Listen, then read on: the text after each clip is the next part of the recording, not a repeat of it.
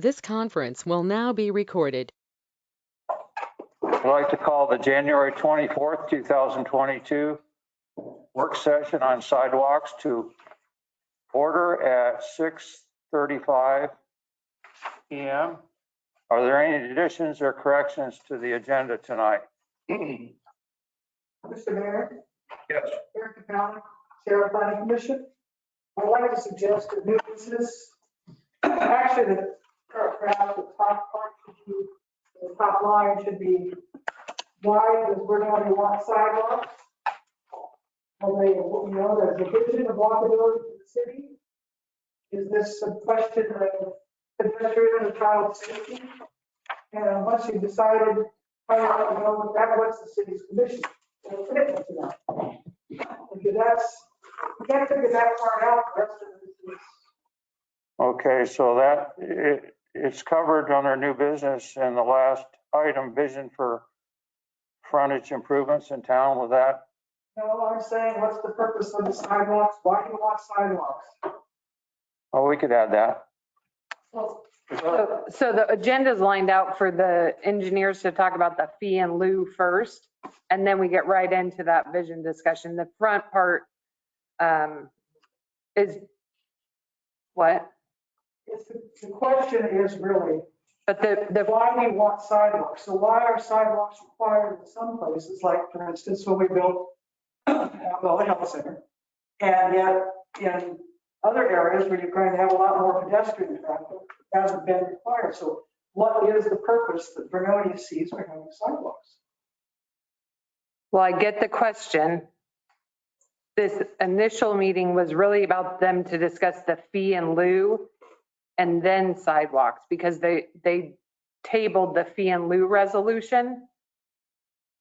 So because they had more questions, that's what the engineers are doing here. That's what Carrie's doing here, is saying what that fee and lieu thing was and that whether or not it would work or what their experience is with it. So that's why I think hearing that, then the sidewalk discussion maybe makes more sense.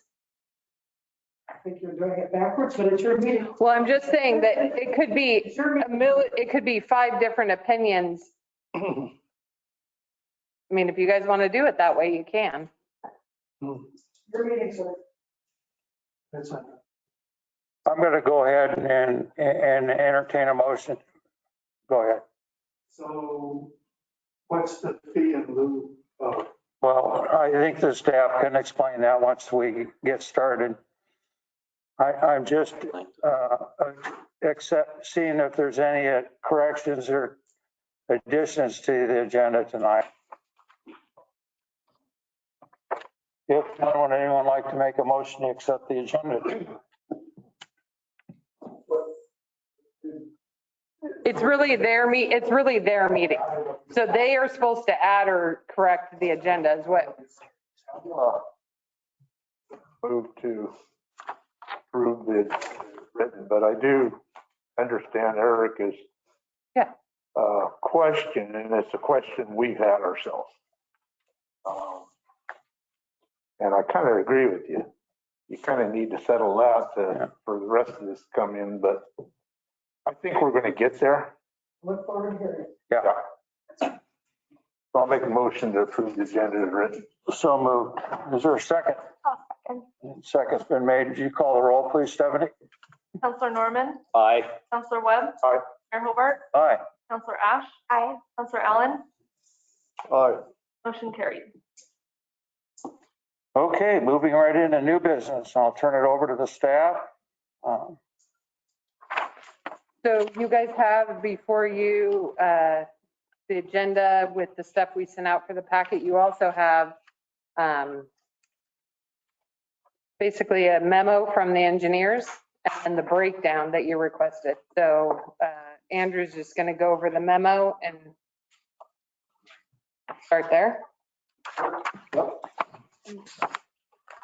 So this heartburn over the requirement of frontage improvements that often, usually nowadays, accompanies a development proposal, the heartburn associated with that is nothing new. You know, municipalities, we work in a lot of different cities. We are primarily usually a design engineer, acting as a city engineer. It's kind of a newer role for us, so this has been interesting. You know, we're usually representing applicants and developers along with design proposals that are submitted to cities. So we work in a lot of different jurisdictions, a lot of different, pretty much all of the cities and counties around, for sure, Northwest Oregon, Southwest Washington. And this municipal requirement to include frontage improvements as part of a design proposal is a standard part of the requirements. You know, a lot of people don't realize that when development occurs, whether it's a large subdivision or a small development of a small infill lot or a small piece of property, you know, that is the typical, as Title IX and the public works standards are set up, it is typical that the applicant, the developer, bring the frontage up to the current standards for the public right of way that fronts that property. But understandably, it does come with some heartburn. A lot of people don't realize though, like let's say you buy a lot in a large subdivision, for instance.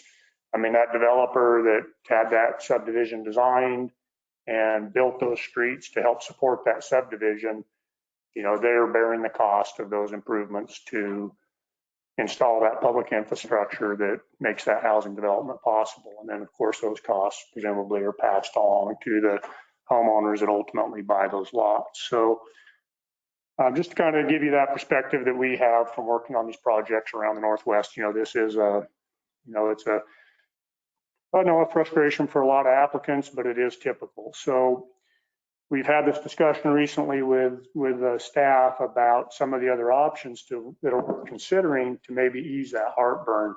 And the fee in lieu of option is one that we have seen in other municipalities that has helped provide some other options for developers. And in a lot of cases, particularly where you might have a piece of property where sidewalks are going to be particularly challenging or maybe not of direct benefit, to be included with a specific project, maybe it provides another option that is less expensive and more logical. And so what I did here, this document that's on our letterhead, I put together just a quick summary, and this is just kind of my own brainstorming session. Arguments in favor of the fee option, arguments in opposition, and then some questions just that are worth considering that go along with that. And just kind of explain the fee in lieu of option just a little bit for folks that might not even know what we're talking about. As I mentioned, and it's our interpretation of between Title IX and the Public Works Design Standards, it's our interpretation that if development of a property is proposed, that's already a requirement, that the applicant bring the frontage of that property up to the current standards for that particular street.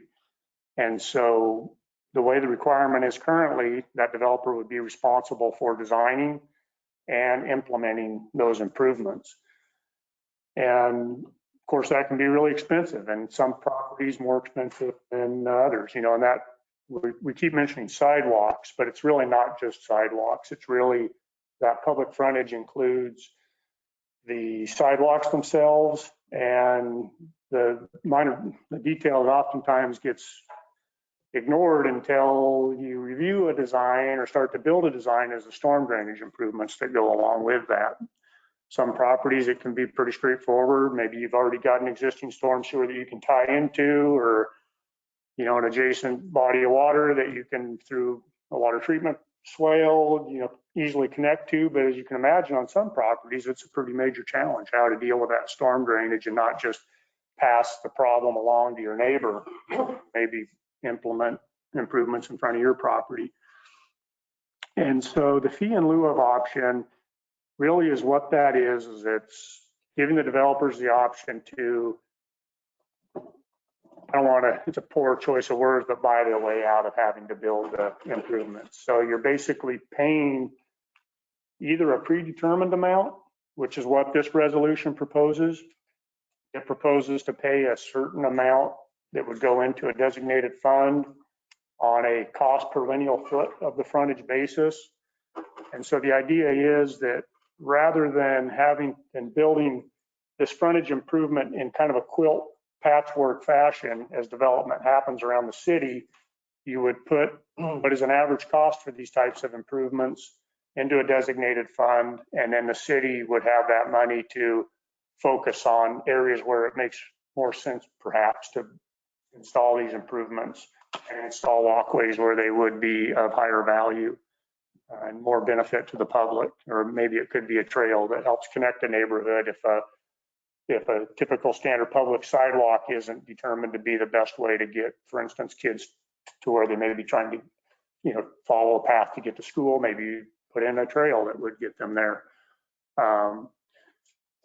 It's interesting because in my experience, one of the reasons the fee in lieu of is such an attractive option, and really, it might be hard to see, but the reason it oftentimes benefits the applicant more times than not is it is usually a lower cost option.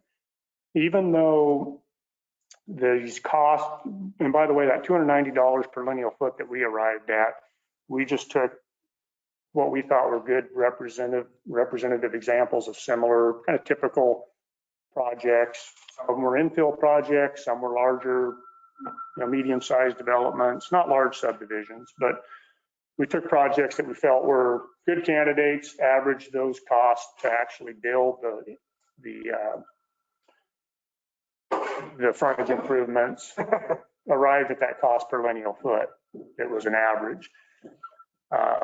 So the $290 per foot, to put it in perspective, if you had 100 feet of frontage, that would be $29,000 that you would be paying in this fee rather than building the sidewalks.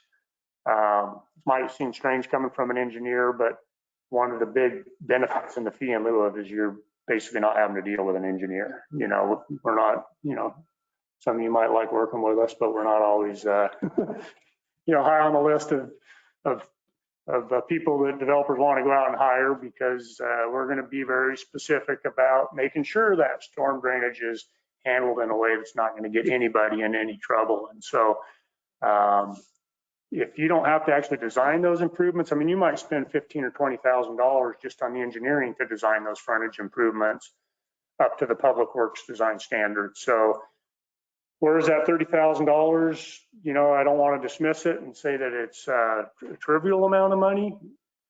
It's probably, it comes with, it's a certain cost too. It's something that you can count on as a developer.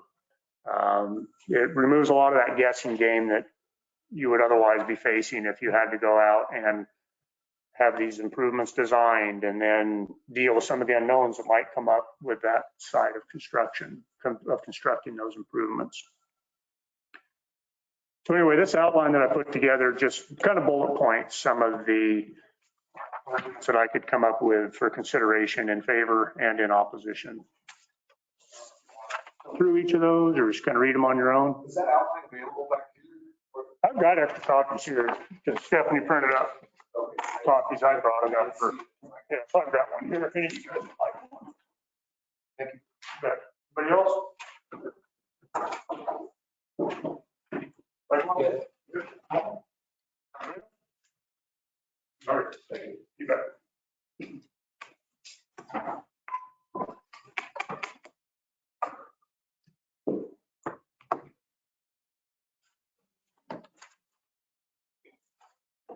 One of the things I want to emphasize is that, based on our interpretation, it's already a requirement. And so, the fee in lieu of, no one's obligated to even consider it. You still just have the option of doing what is currently the requirement, which is have those improvements designed and constructed. So this is really just another option.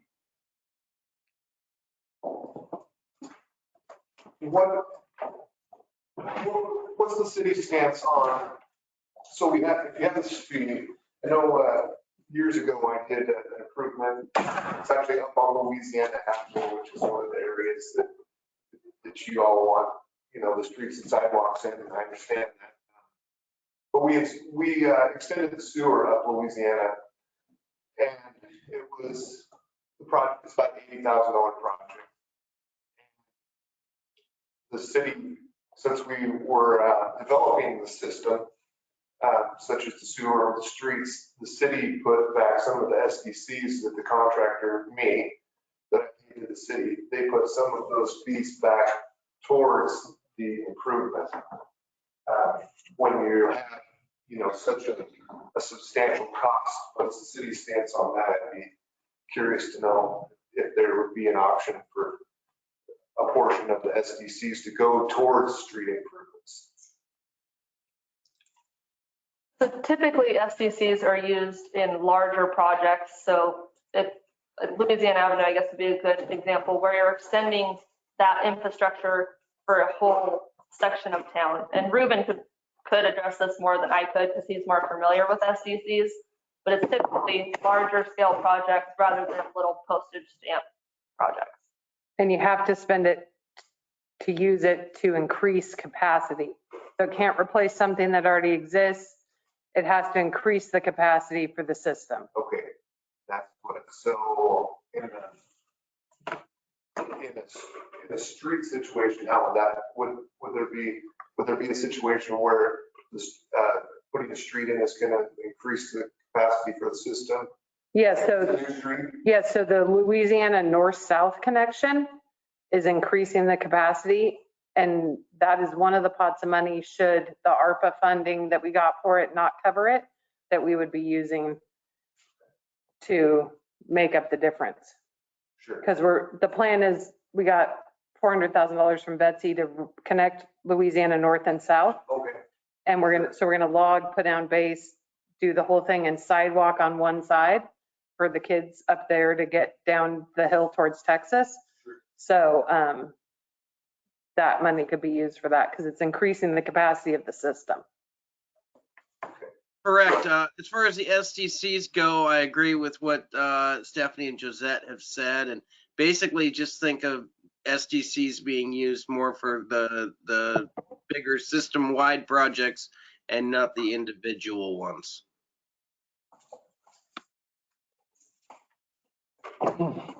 Mayor? Yeah. While you were out, a statement was made that there was a trade for SDCs for work being done on sewer extensions. Josette, can you explain that a little bit more? Because I think I was out of the loop on that one. That would have been a long time ago. We'd have to research the history of that project. I don't have any knowledge of that. Oh, He's talking about 20 years ago, Yeah, well, 15 years ago. 15 years ago. Putting in sewer line, Louisiana, the city contributed to that project, that big expense. But it also did improve the system too. It made it to where, all of the homes that are out there now, a lot of them are connected to that. So, yeah.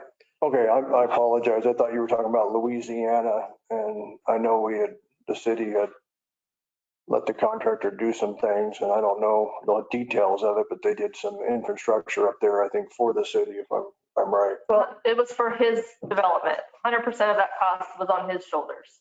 For the water main. Yeah. So we haven't had that in my experience where we've done that kind of thing.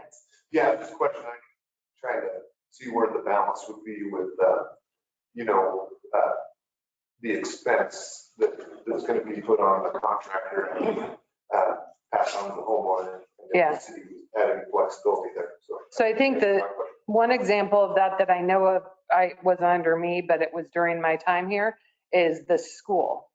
And they did not pay the streets SDC because they completely redid Missouri from the highway to their site. They didn't have to completely redo Missouri that same way, but we didn't have them pay the SDC because they were already putting in the bigger improvement, basically. But I don't know where it was a trade with for anybody up on Louisiana. Andy, were we finished? Yeah, I think so, unless you guys have specific questions or. I had one follow-up with you, since you seem to do this work on a monthly or daily basis then. We do it pretty regularly. So a few years ago, this was a town, and now we call ourselves a city, and we have issues with the town size and town infrastructure, town amount of employees, town amount of expertise. And one of my concerns is a person goes, they live up on the slope and there's water issues and they come to you and they're going to do one lot. They want to develop and make it up to Title IX codes and everything, right? So they pay you $20,000 or whatever it's going to be. And there's big stormwater issues. And you design a system to alleviate that in front, but you can't just do 50 feet or 100 feet. You got to tie into something, correct? Well, what if the town or city doesn't have that infrastructure in place and they don't have the money or manpower or timeline to get something to where what's engineered can hook into and alleviate the problem? Then what does that situation create? Well, of course, I think what I understand you're describing, we would deal with pretty regularly because we work primarily in rural areas. And one thing I want to emphasize too, so, we are now the city engineer under contract. So we don't do private engineering in the city of Vernonia anymore. We basically, since we're representing the city's interests as their engineer, Sure. We do a lot of that private engineering work though outside of the city. And with regard to storm drainage design, the way we would design that, if you don't have a system to tie into, our general guiding principle is with storm drainage that with the post-developed condition, you would not have any greater runoff during the prescribed storm events than you had during the pre-developed condition. So in other words, if you're going to put in a bunch of impervious surface roadways, the building itself, and collect that storm drainage or have runoff associated with it, you would actually either have some sort of detention system or include improvements in your design that ensure that you're not going to create a storm drainage problem for your neighbor. Now, a lot of times with rural design, there's going to be a county ditch, or if you're in the city, there might be city infrastructure that you can tie your storm sewer into. But that's really the guiding principle, is that you make sure you don't create a problem for a neighboring property. And that was the challenge I was trying to bring up with doing the frontage improvement designs for, say, an infill lot or one piece of property. And we all know, and that's part of why we're bringing this issue to light, is that, the way things were done in the past, there was some good and some bad with that, right? And by the way, I grew up in a town that's way smaller than Vernonia, Westport, Oregon, 300-400 people. So, I understand that, growing up in a small town, how things are typically done. And I also see some of the challenges that happen when a town starts to grow and really sees the level of development that Vernonia is seeing right now. And one of the things that we're trying to do is bring a little bit more consistency to the process. And that was back to the point I was trying to make. That's one of the challenges that you can deal with is if you are a developer who's just building one lot, and we're, from a design standpoint, an engineer has to certify that they're not going to create a storm drainage problem for the neighbor in implementing these improvements. There's some lots where it could cost you hundreds of thousands of dollars to do it right. And so this fee in lieu of, it's an option that gives you kind of levels the playing field. As once again, it's just an option. It's not a requirement for people. If you've got one of those really challenging lots where it could cost you hundreds of thousands of dollars to get an engineer happy with how it's going to be developed, and it could be a deal killer, you're getting that option to pay the whatever fee we land on, the $290 per lineal foot, which it just as an option could be a lifesaver for a particular project. So you brought up a good point, and I'll touch on that a little bit. Just a hypothetical. I have a house up on the hill on the upper side of the road, a lot, and I develop it, and you live across the street on the downhill side. And it's $20,000 to get an engineer to design something plus doing the work. So I decide I'm just going to pay the lineal footage, and I'm going to put a nice big concrete wide driveway in, and all that water is going to shoot down the road, slopes that way. It's all going to your house. Now, what are you going to do? Well, Sorry, I was like, in the state of Oregon, you can't dispel water onto someone else's property, so they'd have to do that treatment component, right? yeah, so that's an interesting one. Now, the fee in lieu of, and I'm not going to say that this is a black and white solution, but if it's a scenario, that would probably be a candidate for, okay, now as a city, we have this pool of money. if this is really going to create a major problem. For one, it doesn't let you off the hook for necessarily dealing with the private storm drainage. I'll say that, first and foremost. You still got to deal with that to a reasonable degree. The fee in lieu of is really for the public infrastructure. And this is, I realize, a tough nut for a lot of people to swallow. Now, I'll give you an example that I bring up oftentimes because I'm going to show my sympathy with the people that are frustrated with this. When we built our office in St. Helens, we were forced to build the frontage improvements on McNulty where our office is. And especially back then, I was a guy that was scraping together every penny I had to build a new office for our business, trying to employ people in the community. And the city tells me, you've got to build these sidewalks for us. It's going to cost, the price tag, I still remember it well back then, was $26,900, okay, seems a little unfair that I've got to build these sidewalks for the public's benefit. It's not even my property, because what we're really talking about is work within the public right of way. So it doesn't necessarily let you off the hook for what you're doing on the private property, but this is that work in the public right of way. So, I'm a guy trying to justify building this new office, improve our business, and the city tells me you've got to build these sidewalks and curb and gutter storm drainage improvements for $26,000. Okay, I believe in having sidewalks. It's for the community's benefit. I can get behind that. So at the time, then when you go to actually build them, because I was managing the project myself, you have to bond those improvements in case, say, your contractor flakes out. This is typical. This is pretty standard in municipalities. In case your contractor starts building those improvements and flakes out and runs off with the money you gave him to build them, the city doesn't want to be left holding the bag with a half-finished project. So you have to bond those improvements or basically put a surety in place that the money's there to finish the project. So now I had to put up another $26,000 basically. That in my case, it was easier just to write the city a check that they would put in an account to guarantee that that project would get finished if my contractor flaked out. So now I'm into this thing, $53,000 for public improvements that are really there to benefit the public, not myself. So it's a pretty ungratifying process. I can sympathize with the concerns that people are undoubtedly going to have, but that's how public infrastructure is paid for, really, is with the model, the standard municipal model. So,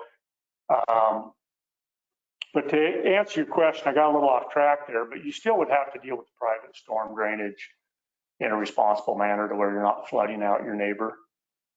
But I kind of feel like with that scenario you described would probably be a candidate to actually take some of the money that had been collected through this program. Or SDCs, increasing the stormwater capacity. Because it doesn't exist. Yeah. Yeah, I just think the worst case scenario, and I was thinking, well, that could trigger something that costs the city more than they collected on the $295 for 50 feet, and then there's water crop. We've had some situations up on hills where we pass the buck down to the neighbor, and Yeah. I think that's what we're all trying to alleviate one way or another. But if you get the hard situations, just paying, it concerns me why they're decide to pay. But as long as, if you say this, if it's in the building plan for stormwater, maybe they still have to deal with the stormwater. So. Yeah, Is there a lot, do you have a lot of cities where you have this fee in lieu working, like where it actually works?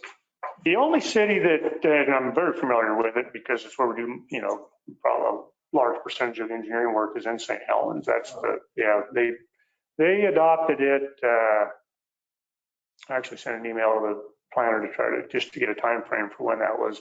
They started doing it kind of informally before they actually adopted it. And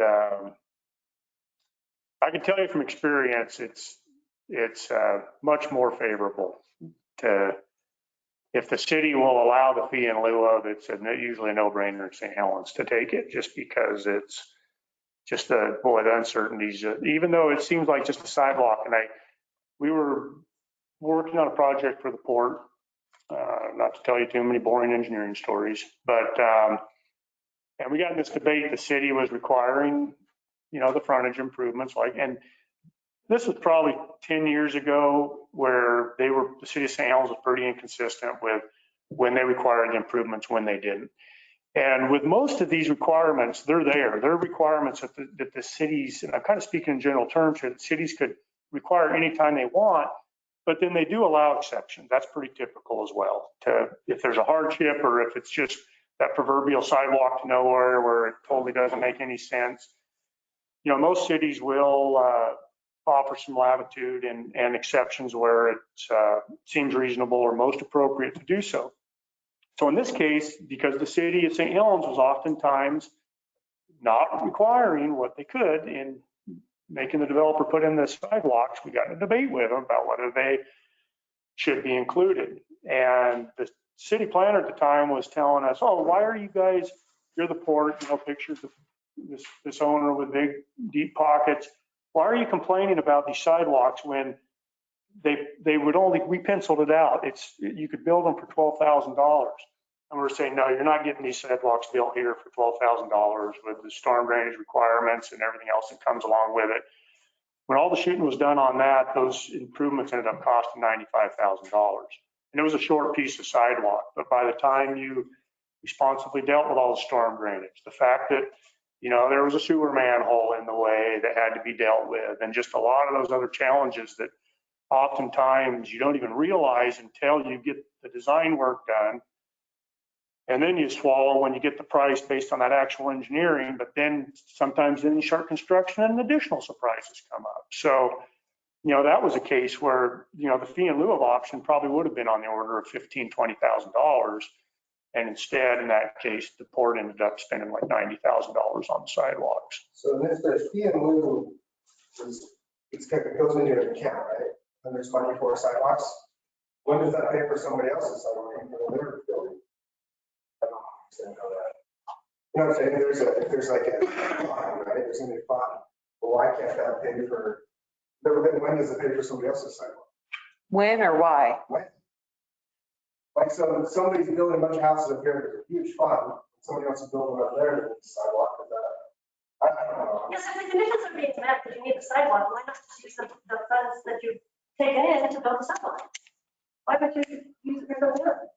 Well, from experience, I would say, in my experience, the big benefit to the developer is you're usually going to get off way less. But I mean, why would you use the money for something else? You're collecting it, and you said that, you know, according to this Title IX, the conditions for requiring the sidewalk have been met.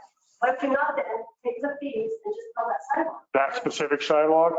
So under my arguments in favor, that's probably item number 3. This allows the city to pool funds to implement larger scale improvements, offering overall cost savings and design efficiency.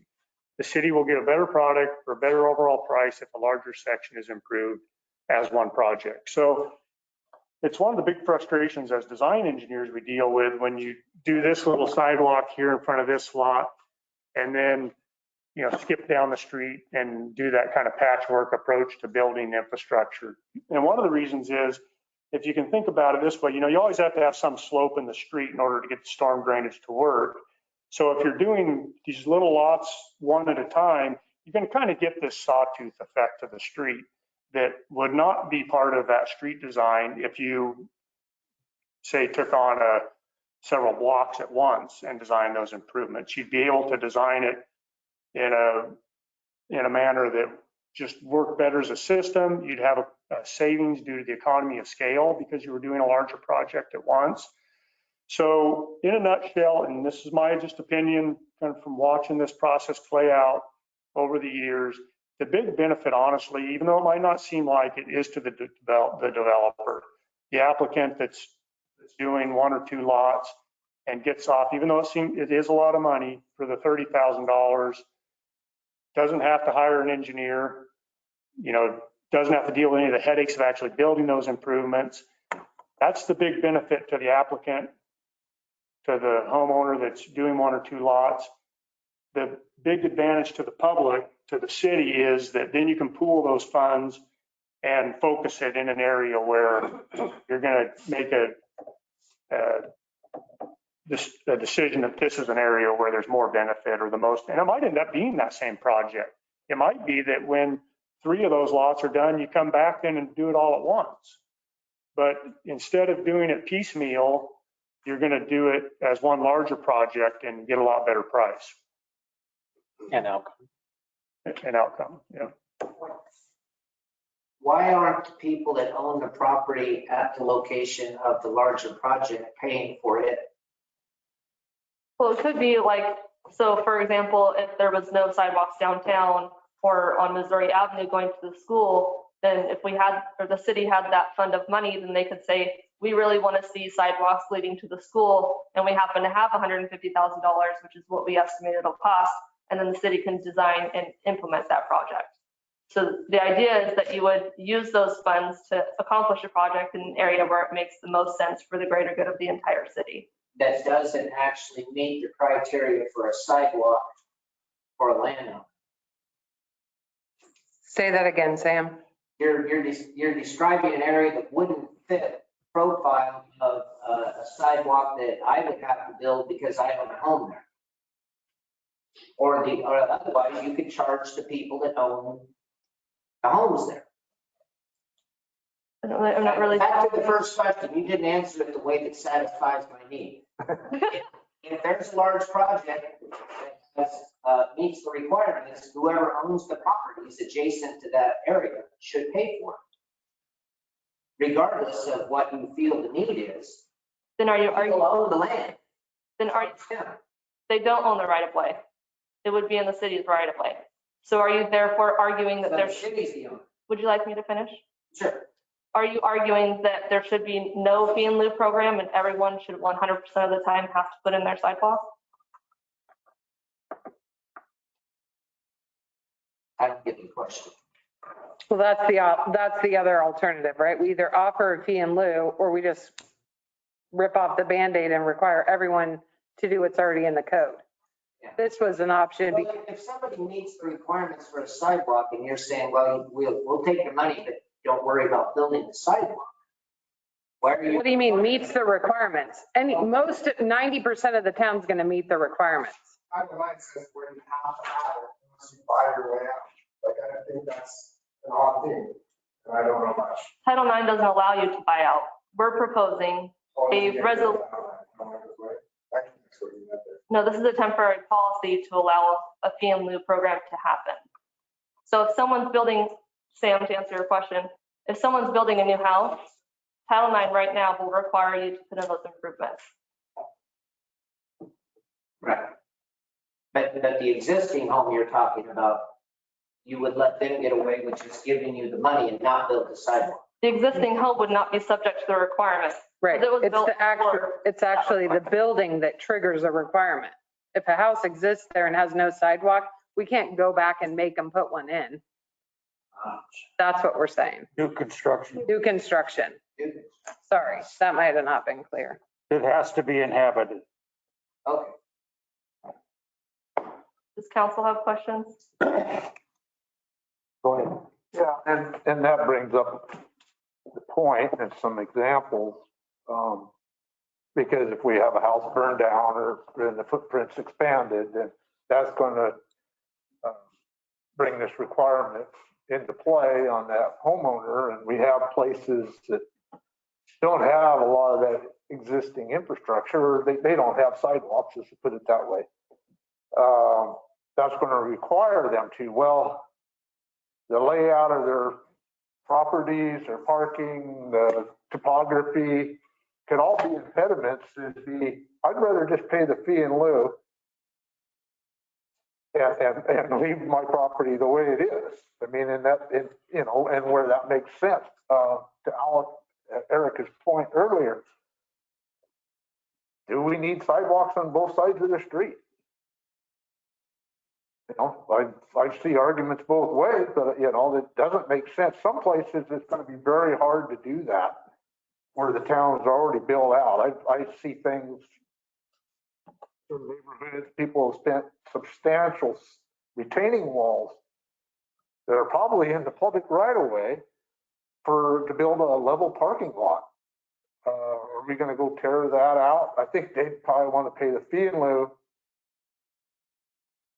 Whether the city's going to condone what they've done, but I mean, some of these things are legacies that we're trying to deal with. And I think that's what makes it very awkward just to have a very black and white rule. It just trips us up and makes us hesitant. It makes me hesitant to just do that.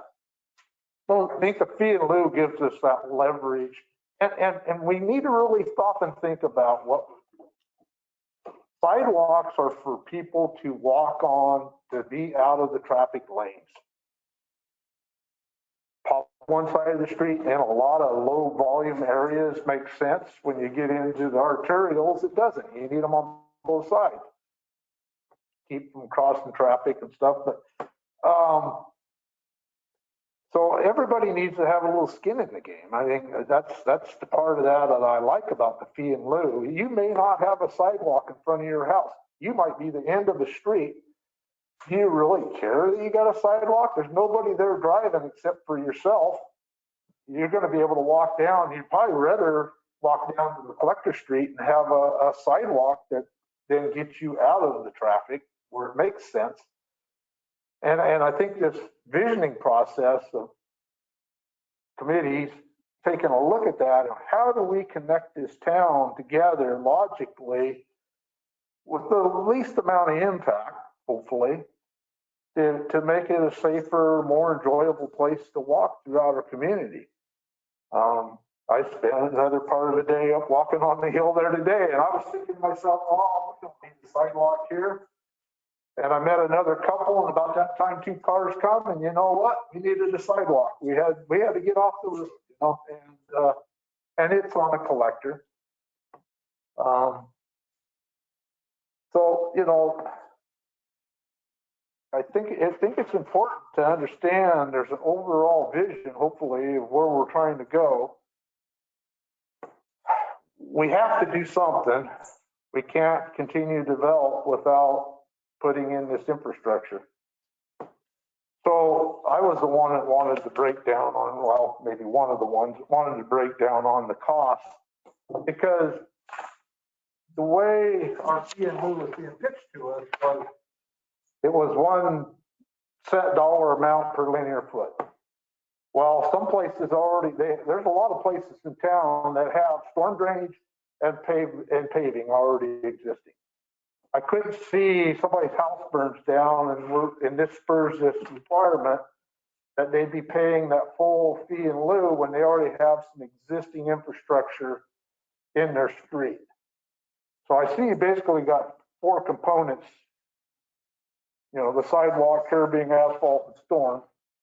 And then you have a construction cost that kind of throws me a little there. Would that be just evenly spread across the 4 elements, or would they be different proportions? Or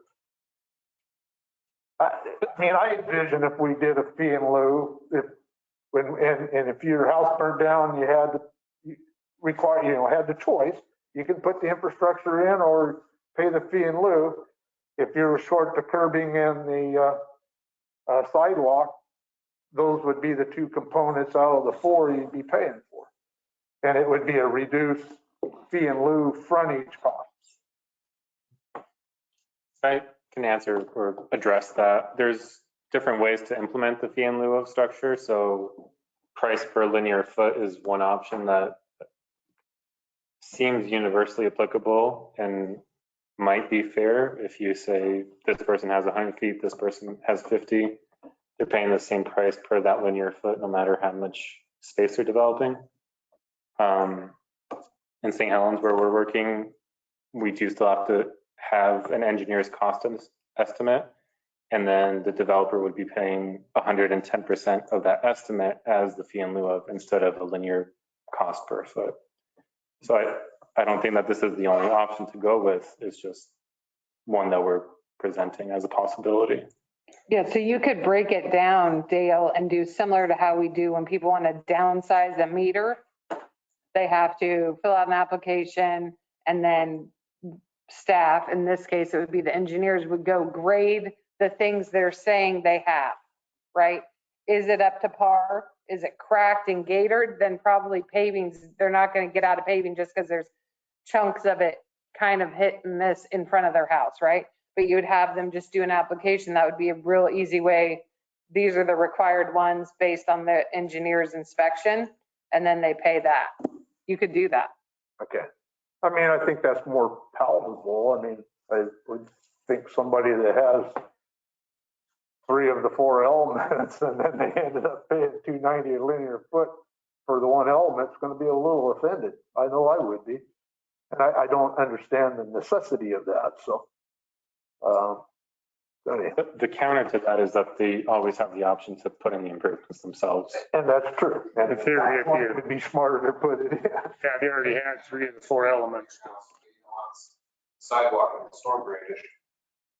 So you could just have the sidewalk and storm drainage engineered. Yeah. The other couple of points, your point about doing group several pieces all at once so that everything's tied in properly, engineered together is a great point. But the question I would have, several questions actually, was, for instance, if you pay $2.90 a foot right now and it costs $350 in 5 years, who's going to pay that? And then secondly, what would trigger the decision to actually put in these developments, put in the stream, the storm drainage, to crown the road, to put in the sidewalk? When would you guys or your successors say, oh, we're going to just irritate all these people and we're going to do this construction now? What are your criteria for decisions? You have to have that as part of your decision making process. Don't disagree. One of the interesting, I think back to your question about why wouldn't you just put that money and do that specific improvement? Like Robert mentioned, interestingly, in St. Helens, the fee in lieu of structure they have, they do require you to get the engineering done. So you're still stuck dealing with that obnoxious engineer. So you get the engineering done, the engineer develops his engineer's cost estimate for what the improvements are worth. And then the fee that you would pay is 110% of what that engineer estimated it was going to cost to build. So it's really interesting because that even strengthens your question and really drives that point home. Well, especially why would a developer pay 110% of the cost? He's paying 10% more than in theory it would cost him just to build them. But I can tell you from experience, 8 out of 10 people that have done it would still take that 110% in the fee in lieu of. And that's after paying the engineer to get the design done. And we hadn't decided completely whether you would require that engineering up front, but I don't think, there's a lot of, once again, things to consider with whether or not you still require that engineering. I don't personally think it needs to be done. And I think people that have had applications submitted since we've been reviewing them, we really try to be practical and reasonable in our review and not, like a lot of engineering firms would, just require you to go to the nines with your engineering work. I'm not, even though I'm an engineer, I'm not going to go out and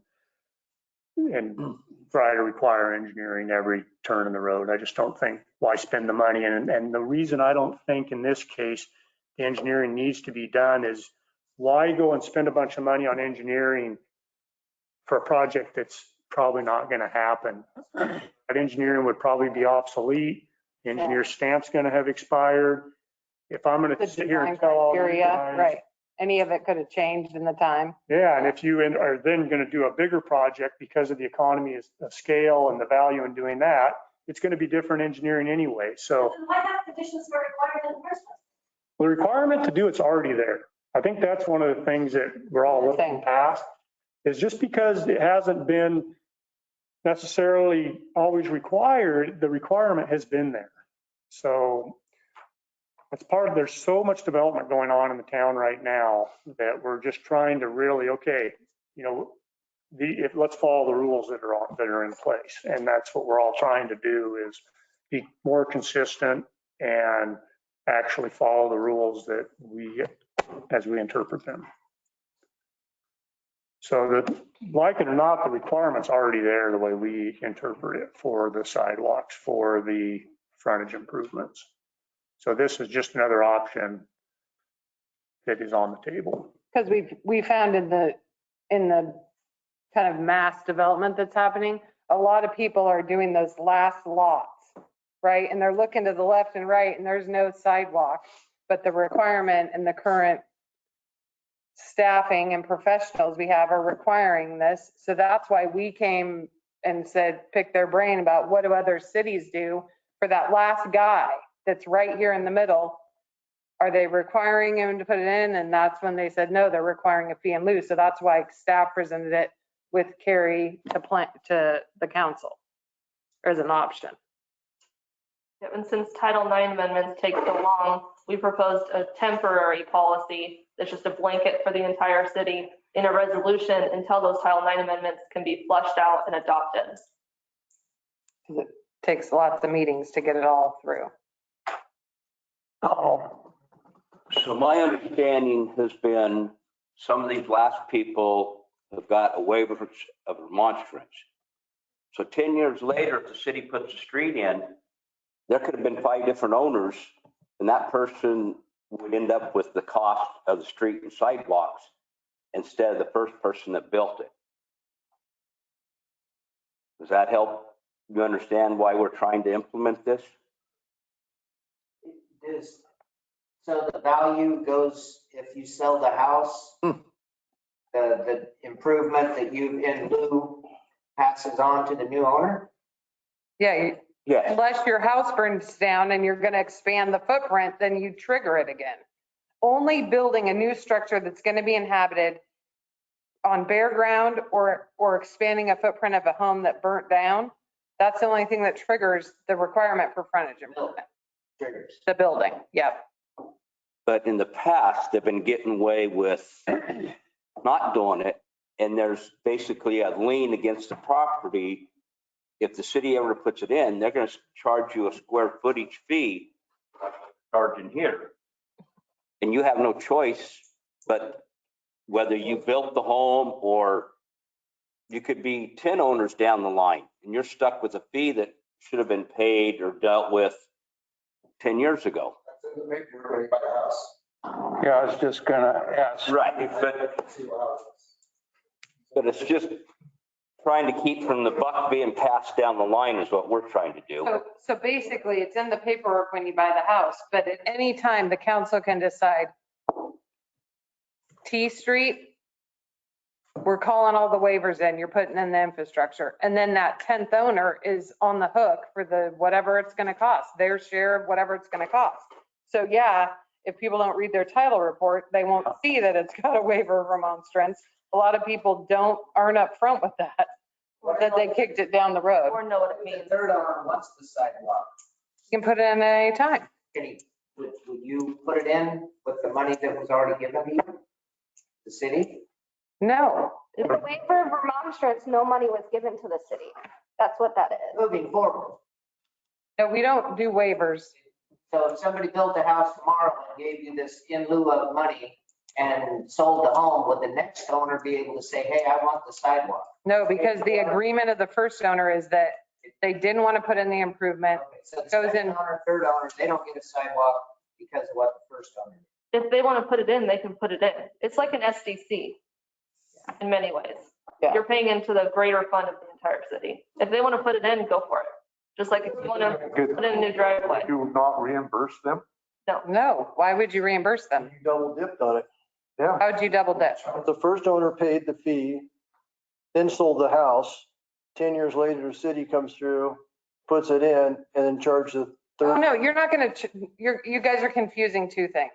If someone pays the fee in lieu, that is recorded. They're never paying again. But they can't get it back. No. Put the sidewalk in if they. Yeah, they're also not getting the sidewalk. But they could have determined at the beginning to do it themselves. It's been a while since I sold real estate here in Vernonia. When you represent a buyer or seller here, part of your disclosure, or when you do a title search, that'll be in there. A lot of the buyers and sellers or specifically buyers aren't aware of this unless you disclose that to them. Well, it's hard to find sometimes. Like there's a property, for example, house burned down years and years and years ago. the meters here, the water boxes here. So they would get a refund of a certain amount of money because those systems exist in the property. They wouldn't get a refund. They wouldn't have to pay for that connection Or they would again have- because Yeah. it exists. So if it was in place in 1999, if we can prove it was in place be 99 or before, and they have working connections, they won't be charged. No, They won't be charged SDCs for whatever we can prove they have connections for. But the waiver of remonstrance shows up on their title report next to mineral rights and easements. Most people don't know what that means. It's much more favorable for the developer than the homeowner. The developer knows what they're doing. The homeowner, it's easy for them, for the buyer. So. Stephanie, did you ever find out, I know the question came up probably for me, if someone's house burns down, which we've had a couple here in the last year, If they tear out the foundation and build a new house, which 9 times out of 10, they're bigger or better, they are subject to all the requirements. SDCs if they've never paid them, the sidewalks, curb and gutter if they've never paid them. yeah, I'm just wondering, Like a brand new, insurance companies love to say that wasn't there before, we're not covered. they are paying it. I'm working with one right now. Okay. So that's one of my concerns is they have a corner lot and it's an elderly person or a community, and then they're hit for engineering and 200 feet of, you're talking 80 or 100 extra $1,000. They don't have to pay both sides, only one side. Well, If it was an our design standards say you gotta do both sides, so That was the understanding of everyone, all the staff. we might have to do some changing. There's certain places where you have a main road both sides, so, I don't know. That could be something in the further edits.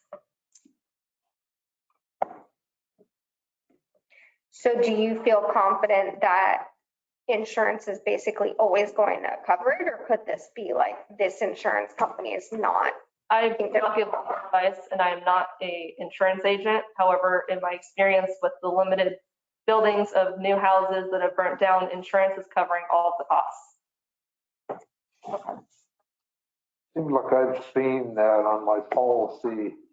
If there's been code changes, the insurers they cover that.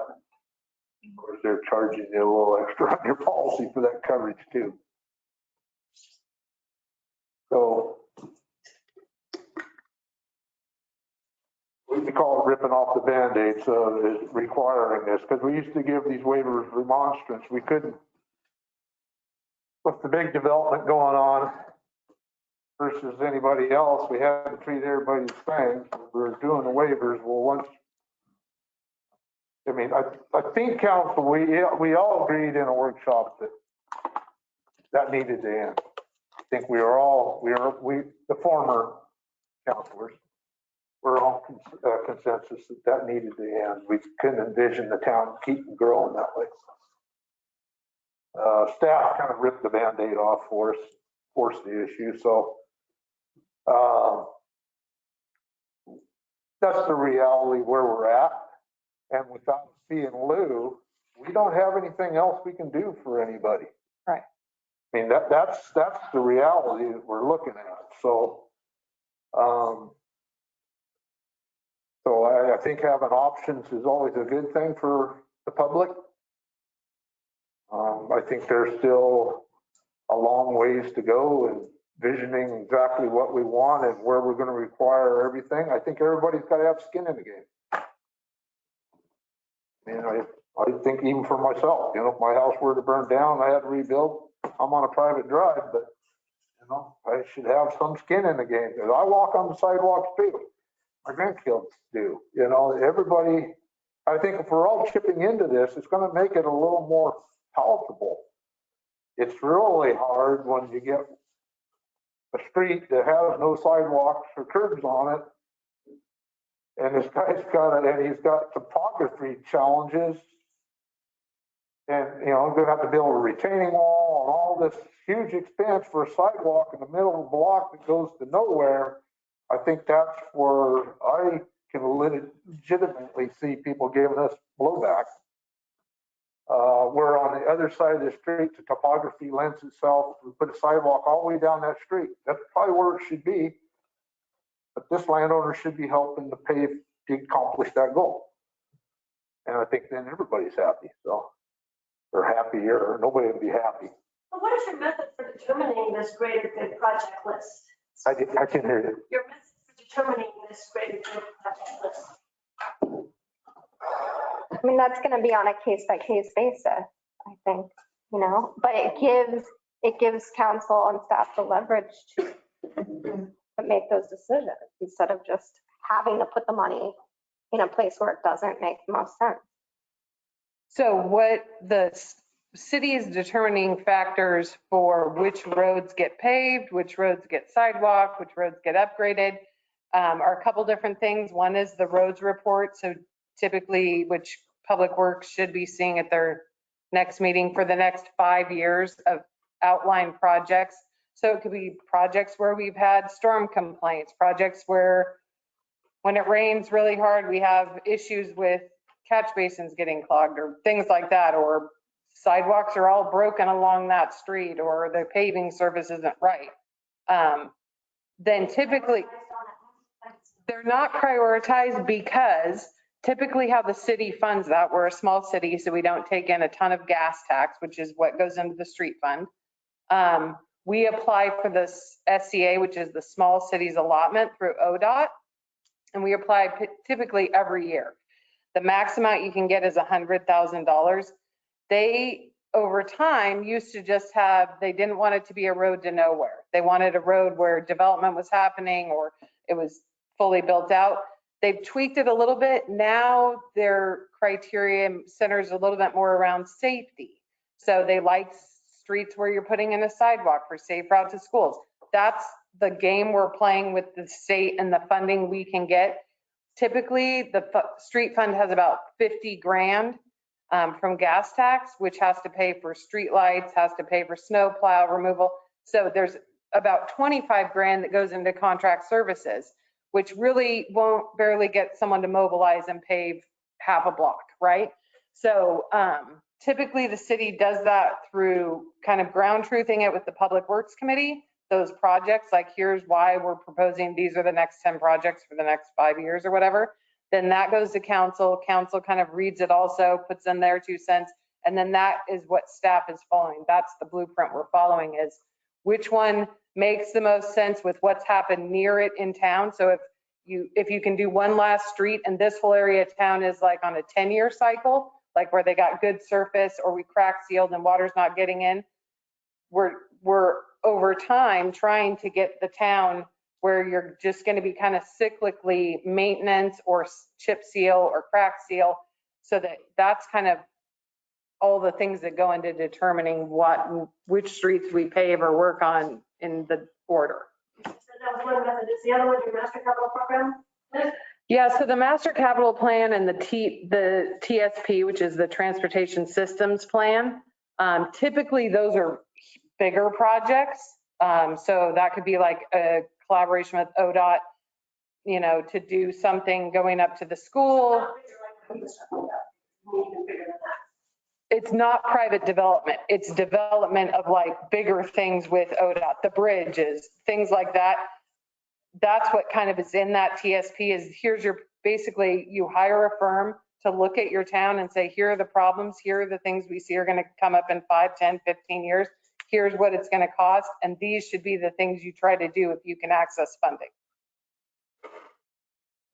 I think that is one other advantage too of having this fund that is targeting potentially a larger scoped project is in this day and age where there are a lot of other funding sources, grant funds, maybe at the federal or state level for pedestrian safety improvements or maybe trails. You could, a lot of those grant programs really like it when a municipality or an organization has, significant matching funds.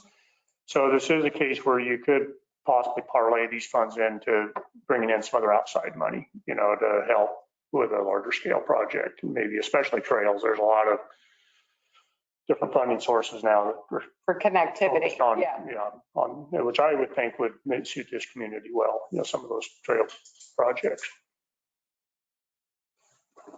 Turn into like a measure where you just, with some thing that would accommodate, like doing all these projects for these sidewalks, and then having everybody, pitch in, whatever the amount would be, I don't know, some tax or something. I'm not in favor of that, so don't get me wrong, but I'm just saying. And then you take that collection and then you build out a certain section at a time. And you say this is for only this period of time. And after that, these taxes go away. And then, at that point, you basically cover it. Instead of putting these in lieu of whatever games and having this person pay that or that person pay this, or when the house burns down, and trying to come up with some plan like that. Now, like he says, everybody's got skin in the game. And then you just pick one section, you do it at a time, you collect the money, you do the next section, you collect the money. Yeah. It's all done. They batted around a number of fees like that. Ideas for one would be storm drainage, where the connectivity up on this hill up here is really bad. We've talked about putting a storm drainage fee, everybody on the water bill. It's not really palatable because the people that live somewhere where they put it in or they have connectivity, you're going to get the opposite pushback from those people. So it's really, you're never going to satisfy anyone. What's the most equitable across the board? So to your point, if you didn't make anybody, if you just said everybody's going to pay, then that's not really fair. If somebody builds a house tomorrow, but then someone built a house yesterday and was required to put all this in, that doesn't seem equitable. So that's what we're trying to kind of juxtapose is like. You split it out between new construction versus what's already existed. Do it that way. So the new construction stuff, those guys would have to pay for their own sidewalks and whatnot. And then the old stuff that's already here, you pay with the fund that's being put. Yeah, it's kind of hard as a municipality because we don't really know, as owners change in properties, it'd be hard kind of logistically to track that. Like at what point is someone a new say I'm new and I put in a sidewalk today and then tomorrow the rules change. So at what point does my existing sidewalk count in the new or old category? And having fees that are on a scale might not be legal.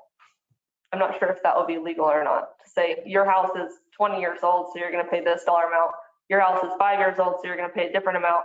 You're building a house right now, so you're going to pay this amount. So I'm not sure. Ruben must have had to step away, but he would be able to address that. And when he steps back, we can bring it up to him to see if it's legal to do that. I think it's not. Are you there, Ruben? I'm here, yes. What was that? So the question was, could you go ahead and say it again? Because I'm not going to say it right. I was just wondering if you could turn this into some type of measure, like Vernonia measure fee fund or something. And then you tack that on to some fee that everybody that owns property in the city would have to pay to basically unify Vernonia with sidewalks. To accommodate everybody's, whoever wants it all out, wherever they need to be. And then you take the funds that are collected and you plan out one section at a time and you develop that section with those funds. But you don't keep it indefinitely. Once the planning of wherever the sidewalks need to be for that period of time, then basically the tax goes away. So, people aren't getting taxed to that forever. You just do it like for this period of time and you get all this done with those funds. And then that way it's finished. And then everything moving forward is developed according to the whatever. Finance. Going forward, developers have to pay for it from that point forward. But this is just a way to kind of like, again, get the stuff. So when you're saying measure, you're talking like a bond measure? No, I'm using. So I think what you're talking about is a local improvement district, which is where you pick an area of town that needs, say it's all 1960s deteriorated, and council would have to do this.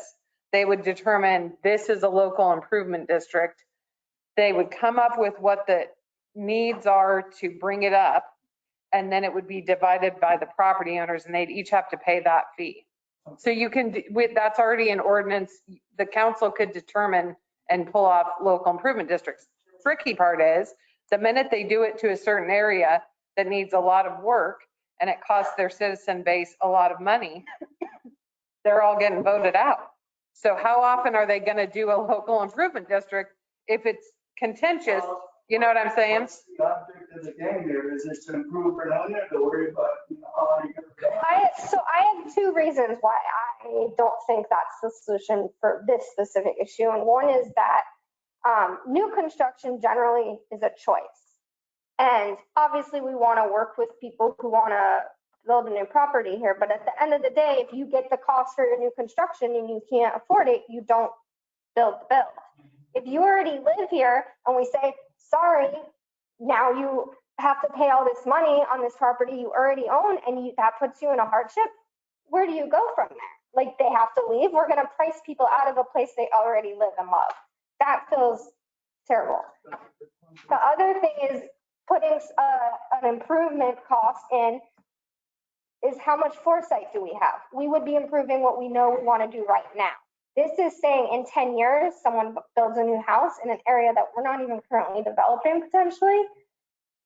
You know, it grows over time with the system instead of what would we fix today.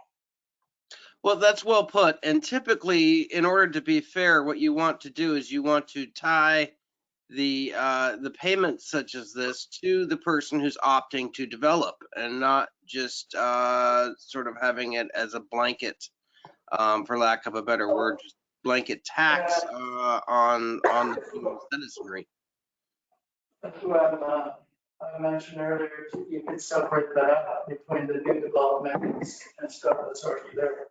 So, and you don't want to have the new developers pay for something, that they need to put the house has been there for something new. So this will be just to fund the existing stuff that's been already developed. And I live in Louisiana, so, I mean, I can tell you right now, I'm not in favor of having that road go through the city, And my main concern was that is that it's going to add extra traffic going through my neighborhood.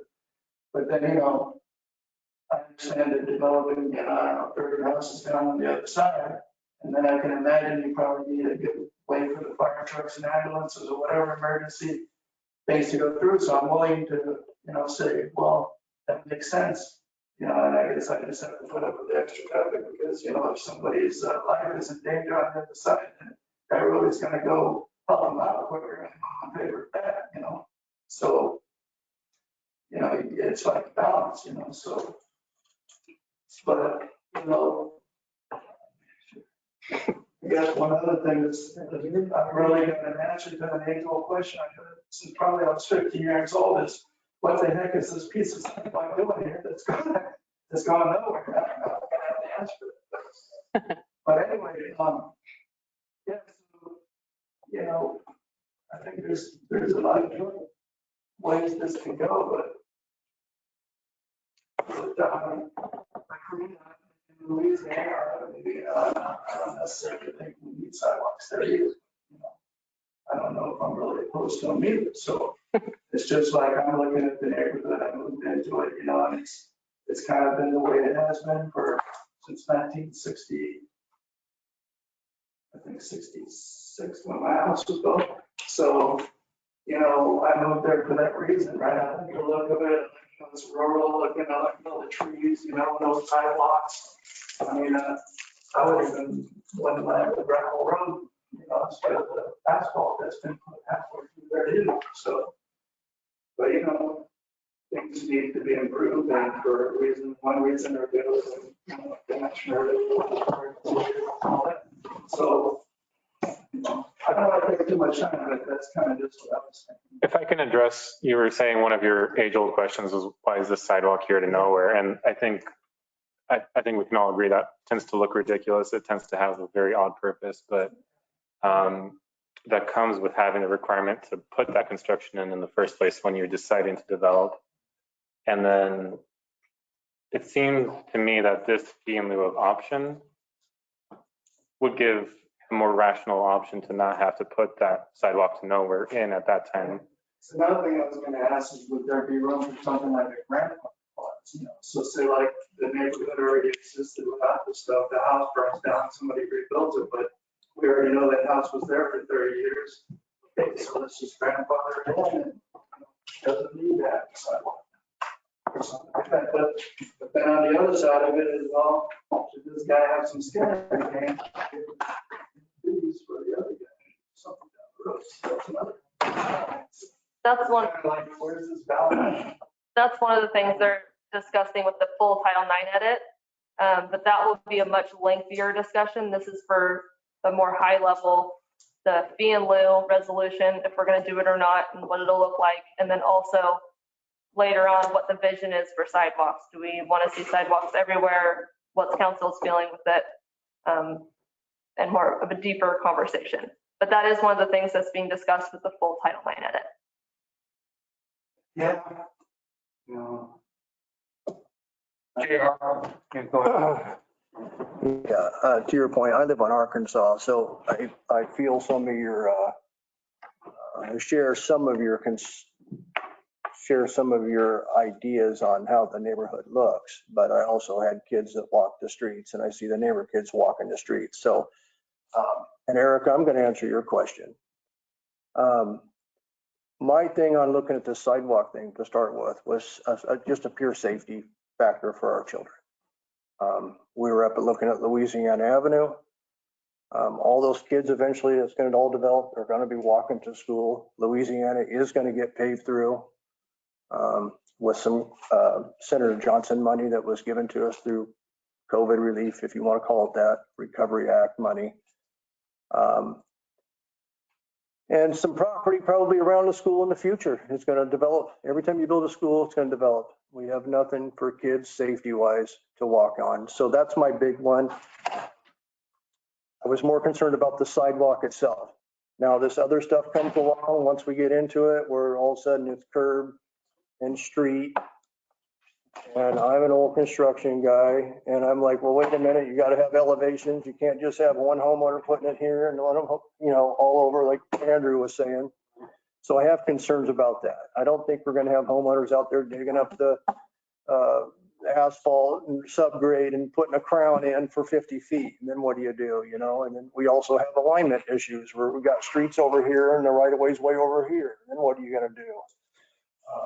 Well, it's going to look pretty funny when the curb's 30 feet different from what everybody's used to. So for me, it was more about sidewalks. I hope we can come up with maybe if we implement it, the sidewalks is more of a mandatory and maybe there's a fee that everybody can now afford on the rest of it.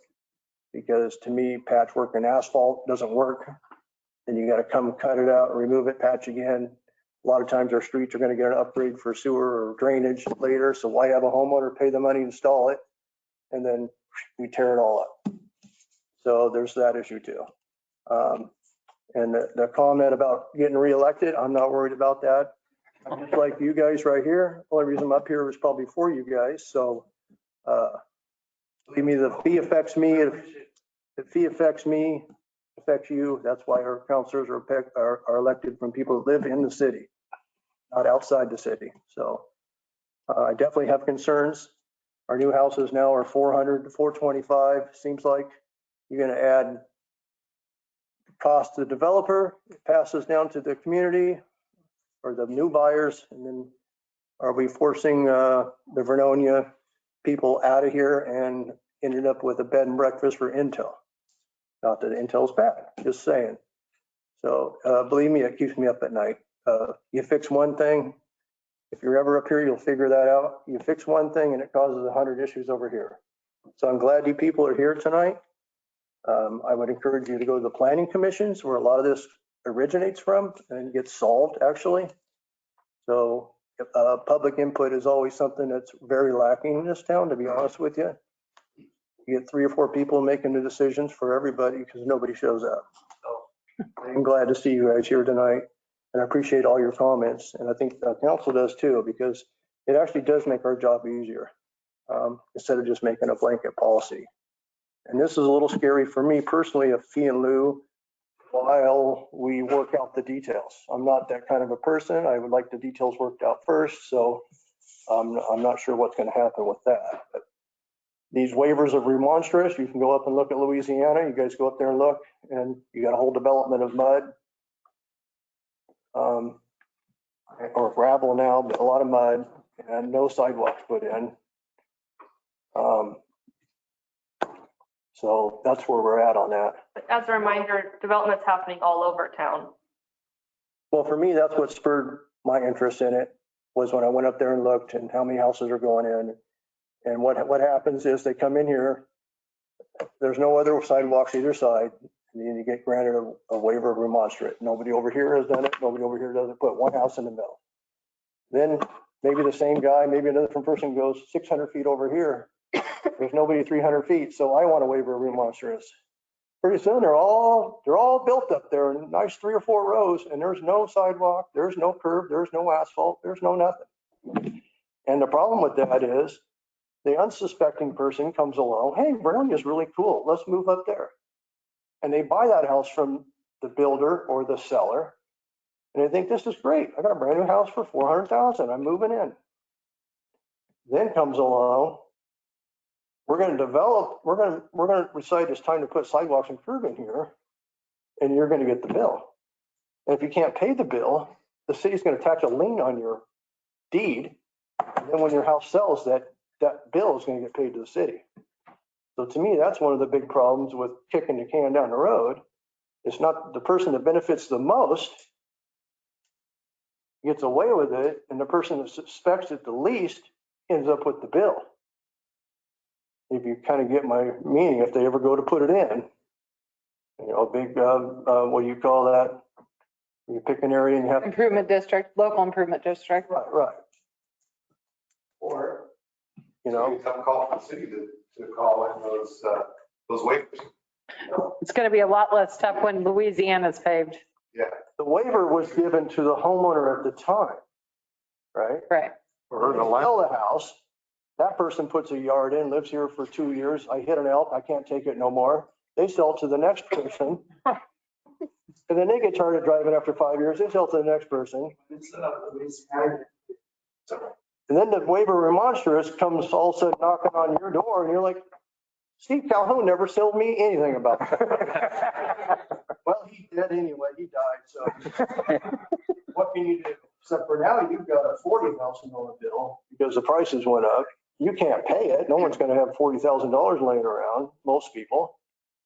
Yeah. So there's a choice. The city attach a lien to your property, and then that's just the way it would go. So that's part of the problem with kicking the can down the road. It was perfect. It was spot on.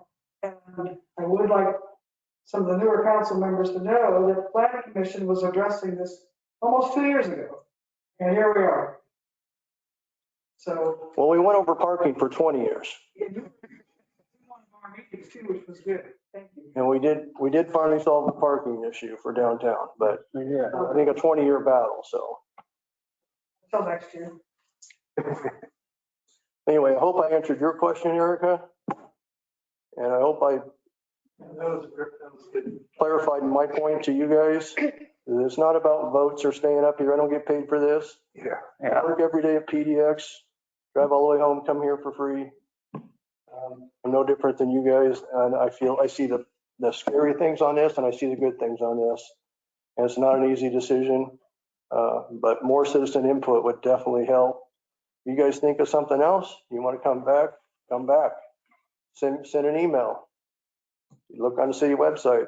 Emails are right there to email the mayor or anything you have an idea. A lot of times you'll be like, why didn't I say that? We're going to have another workshop. I'd love to see the policy. I'd love to see the fee put in place as a contractor so that we can know our costs up front on kind of a city street that's already developed. We're trying to infill one lot and the street's garbage. So we're just gonna, put in, one single home and pay the fee. Makes sense, take that money and then go put it somewhere else in Vernonia, you know, putting it in with 10 other people and paving a big area. And that's the benefit of the fee and lieu. The bad part of fee and lieu is you move in somewhere and you pay. And then you're really thinking, I'm going to get some sidewalks someday here, and the city's building something way over here and way over here, you know. But you don't have to pay. You can put the dang sidewalk in. And I'd like to see it where you can put the sidewalk in and maybe even the curb. And, you know, the street is not my priority, and the city's going to redo it later anyway, and maybe we pay a fee just for asphalt. I think you should have that choice. I think that's why Councilor Webb asked for a breakdown. For an asphalt street, so there was, you know, areas where there want sidewalks, and you pay for, you could, if it was designated, it's just gonna be paved, and you can do that improvement. But, you know, the city standards are pretty cut and dry, and expensive to build, so looking into that recently. Dale, go ahead. So, kind of What I wanted to say was, you know, Vernonia has some very unique problems. And I would hope the council, and I think you are trying to address those to the community. Just to name a few, we have a lot of elderly people who live in town. Kind of like the Betty White syndrome, most homes in Vernonia are turning 100. And it amazes me how many people have lived there for 50, you know, most of their lives. And a lot of times, like what Jim was mentioning, infill is the most cost-effective thing the city can do, and also it benefits the owner because you're not creating more infrastructure. It's right there. You're adding more income to it instead of sprawling out somewhere. And when you take somebody in their 80s and maybe they live on Social Security and they want to sell an extra property, and when that money's paid up front, they don't have it. You know, so maybe there's some consideration where you can put a lien on the property to meet their needs. And, you know, sticker shock is another one. I was in Safeway yesterday and I watched cable television for years and years, and I wanted to get a newspaper. And I said, is this free? And they said, no, it's $5. My response, a few heads turned. $5 for a paper? We have not had to pay for these things. It's been free. And it has to be done. There's not easy decisions, but maybe there's some way that we can compromise and not make it such a sticker shock for people. That's what I see as unique by Vernonia. Elderly people who are trying to survive, put a fee in front of them, they can't do it. But are in your scenario, Steve, are they building a house or just selling off the lot next to them? Creating, they have a bigger property, creating a partition, and then my understanding, they have to do the fees up front, even though, and they don't have the. Oh, so this is totally different than a building scenario. It's a land partition. Okay. Go ahead. So this is probably a Ruben question. So we heard Sharon talk earlier about the fee in lieu. Would that apply equally to everybody, even the developers on the bare ground? Or well, it applies when there's new construction, so that's defined by the sidewalks section 9-04 of any structure that requires the construction of a new foundation. So when a foundation's going in is when the switch is flipped. Okay, so we'd have to offer the fee in lieu to any, now it wouldn't apply to subdivision. No, land partitions are totally separate. That's that's a whole different baby, right? Well, this is existing partitioned land, lots, the developers in those would still, they'd have the fee in lieu option? With this policy, yes. Okay. The partition though wouldn't trigger this. Construction. Say that again, Ruben? The partition wouldn't trigger this. It would be the construction phase that would trigger it. No, but the partition already triggers the frontage improvements That's what I'm Yeah, saying. under our subdivision and partition ordinance, then yeah, when you're subdividing, then you have to do it anyway. Gotcha. Yes, agreed. Right. But the flip side of what you're saying, Dale, up there, is not really a subdivision, right? Yeah. So it's different. That developer, even if they own 6 lots and they're building 6 houses, that's the thing that's also going at planning, or I think, or planning is going to be discussing it, what to do with those old platted areas. Because they don't fall into the subdivision category. The idea is that you would do something like so many ownership of so many lots. This is just a concept. Ownership of so many lots triggers that you're in the development category, even if you're on old platted lots. But how it stands right now, that developer that's putting in 6 homes on 6 separate lots is just like Jim Bob down the street that's putting in 1 house on the infill lot. That's where they're not designated as separate entities at this point in the code or in Title IX. And legally, we can't make a distinction. And potentially, if you tweak Title IX at Planning Commission or adopt it from Planning Commission with a tweak, then yes, then it's the code law of the land. I mean, I would think there's a distinction too that property, homes that already exist and then are faced with this, burnout or a new demo reconstruction. To me, it looks like that's a legal distinction you could draw in there. I'm not sure myself on somebody on new bare ground that we even offer a fee in lieu. But I think you have to do it like a class, right, Ruben? You can't, if they fall into residential, say they're in residential and it's bare ground, I think if you want to offer to one, you have to offer to all, right? In that zone, in that same scenario. Yeah, you need to treat all similarly situated people in a like manner. So yeah, we can't pick and choose. It has to be pretty much if it applies to one in a particular scenario, it applies to all in that same scenario. But I mean, I think it's important though to designate that, like, the requirement is a new foundation, a construction that's putting in a new foundation. So that's just, I mean, that if anyone's doing that, well, then it applies. I mean, we've set the terms for when it applies. So one of the things we just real quick, one of the things we discussed amongst staff and our contractors was that contract staff was that the resolution had to be a blanket policy. If we put exemptions in that or different scenarios of when you would have to pay it or not pay it, then it really becomes a try to sneak around way to edit Title IX, which is not legal.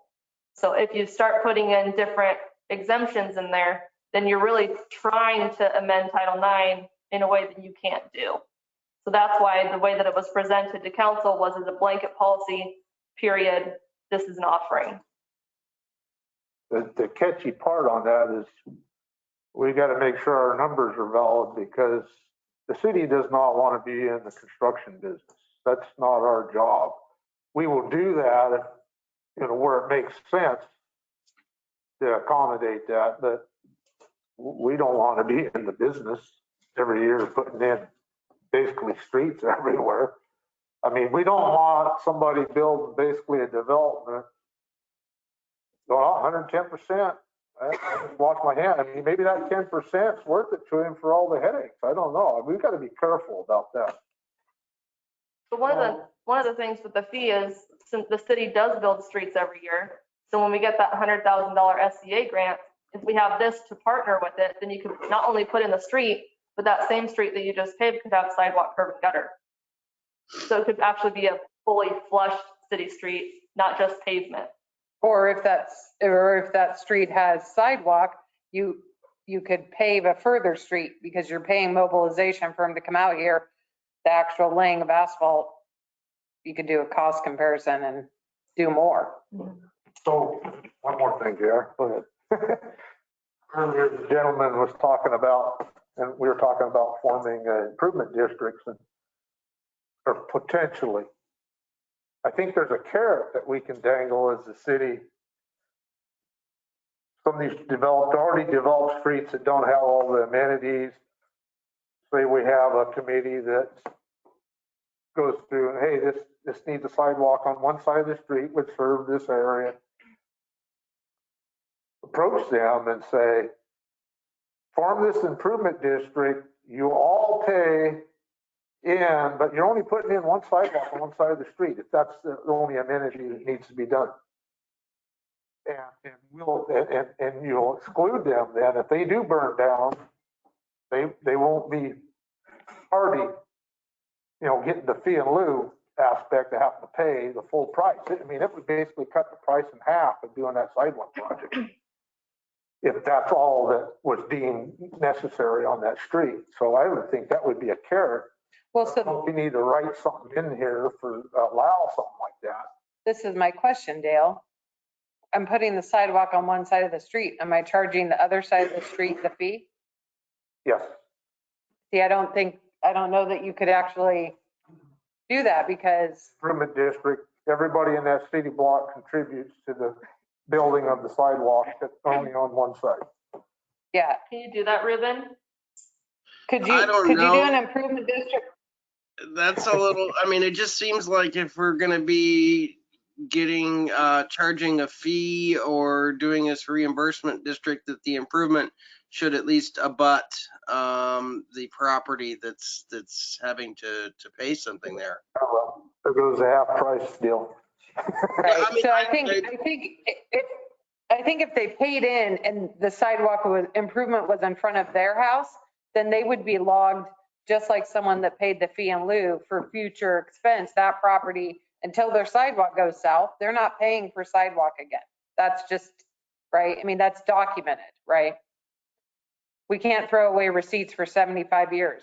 I guarantee you I can find the receipt that proves that. I can find plots for the cemetery that cost $35. So We could probably, in that scenario, we could discuss a way to record it on. yeah, record it. Indeed. Sure. That'd be the easiest way to keep track. Yeah. So I saw a case for there's a liability consideration where if you build a sidewalk or it's in front of your house and then you don't take care of it or something, you leave or something from fall and somebody injures himself in front of your portion of the sidewalk, and you're liable for that. Yeah. Now, do we need to let our insurance companies know that, this is a potential thing that might happen and we have to own our property or something? So that then the is covered under the title. Somebody sues me for banging up themselves on the sidewalk.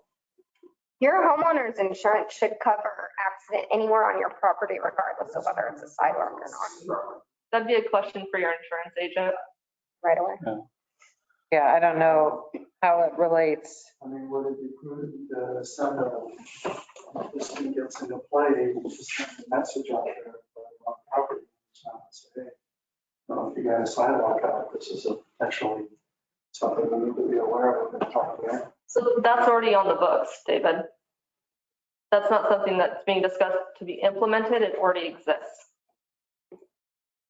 So the next one, plus to the property owner of the fee in lieu of, is because the next section basically says that if the sidewalk adjacent to your property becomes in disrepair, you're responsible for fixing it. So if you dodged having to build the sidewalks in the first place through the fee in lieu of, you're not going to be responsible for maintaining it out there until it's built. The way I read that. Yeah, I am concerned the fee in lieu with Andrew's estimate of the engineering costs and hassle and time for people that they're going to be forced to pay the fee, and then the city is going to be the contractor for everything. And maybe not just people. you know, a lot of times you don't realize what engineering stamp work costs until you have to get your wallet out, but it's not real cheap, as Andrew was saying. On certain situations, it could be as much or more as putting in the infrastructure. But so like Councilor Webb was saying, we don't want to be in the contracting business, but we might just force ourselves into the contracting business with the fee in lieu. So that is something to consider also. It's just a thought I was having there. 110% is a suggestion. I know other cities were doing $1.25. So. Well, I think, what is it, North Plains? North Plains is $1.25, and theirs is $650 if I remember right. Yeah, but that was full street build out. So. Yeah. We started with the base rate by taking all the stuff out of theirs that wouldn't apply here. Yeah. And then another thing I had concerned about right before I got on council, the previous council was working with the same guidelines as the state of Oregon for affordable housing. We have a lot of talk about affordable housing. Government preaches it all the time, but then government puts rules to make it not affordable. So the city of Vernonia adopted adding a tiny house to everybody's lot, basically, as long as you could get away from the setbacks. The way I understand this is, would the tiny house trigger this fee? So you take a tiny house that's about 3 times as much per square foot to build, then you add this fee on top of it, and living way out here in community, and I'm just not seeing where that's going to be affordable. That's another concern I have for affordability for tiny home installation and implementation. If I could just add to that, these are all just suggestions for addressing a requirement that's in place to put the sidewalks in. I don't know if we've ever really addressed sidewalks for additional dwelling units, but I think that might be an additional conversation to have. Yeah, they were saying have a good point with it. Going to require driveways. Well, that's a parking. That's a state law. Yeah, right. So the state is contradicting itself in a lot of things when you really think about them. If tiny homes was supposed to be more affordable and you don't have to worry about parking in a neighborhood or building a driveway, but then all of a sudden we trigger a $30,000 to $60,000 or $70,000 fee. I think what Robert's saying is the council and the planning commission could determine a tiny home doesn't trigger this, but it will have to be. Like under a certain square footage? Well, if it was an addition of an accessory dwelling unit. So I think we're mixing up two different things. A couple years ago, we adopted the cottage housing development standards. We already had ADU standards on the books. We had those for 10 years maybe. So when the state said that we had to allow ADUs, we already had that. We only had to make small amendments. We had to get rid of the definition of a family, and we had to get rid of the parking requirement. So we already had that. If when we talk about the Title IX amendments, you guys want to exempt accessory dwelling units from that, you could do that. Do it. But a tiny house could be on a lot just in itself, not an addition like a mother-in-law quarters, or it could be the cottage housing developments. So I don't know that you guys would want to make a blanket policy if it's 900 square feet or less, then you don't have to meet this requirement, more if it's an accessory dwelling unit. But that would be something we could discuss also. Right. And the reason I bring it up is my father-in-law built a little house on a trailer out in Mist. He rolled it right up next to this sliding glass door that went out to a little thing and built a little tiny breezeway. And his mother lived there in and out of the house that way, but she had her own space to go to sleep. And it, you know, he built it himself, and there wasn't a big fee involved. He was able to take care of his mom until she passed away, which was, I think it was only 4, 5, 6 years at the most. And I just wonder if something like this would stop someone from taking care of their mother because of regulation and fees. And you know, I was wanting to confirm that it wasn't going to trigger sidewalk and street paving. So let me even confuse it, make it even more muddy. The other thing the state said is you can't restrict the size of an accessory dwelling unit.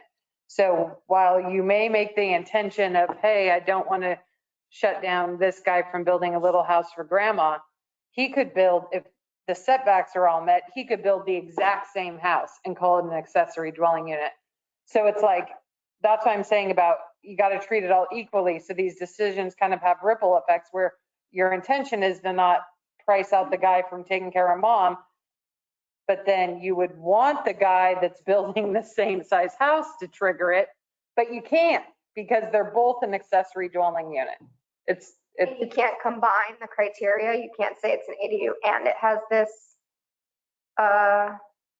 minimum square footage.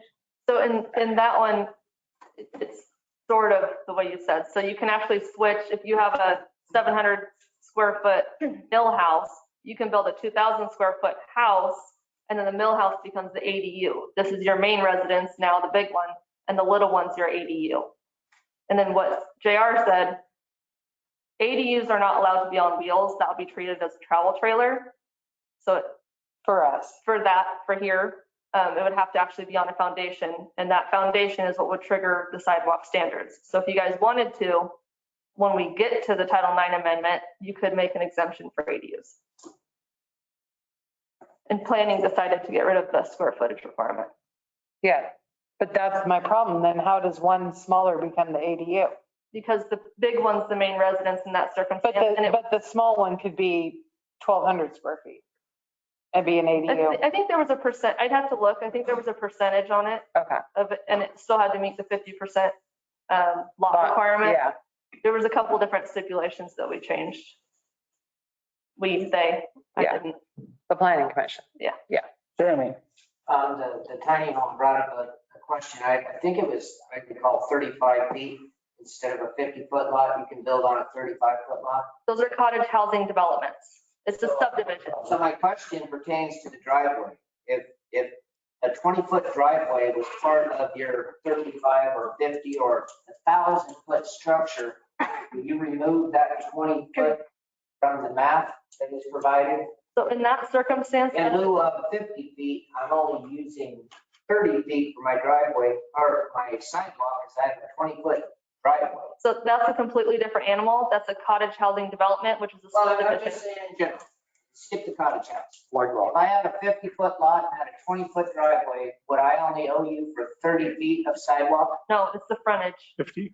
Even if I paid to put the driveway in and it's existing? Is your driveway to the sidewalk standards with its apron? Goes clear to the street. No, I'm saying, is your driveway a concrete aproned out? Because then that.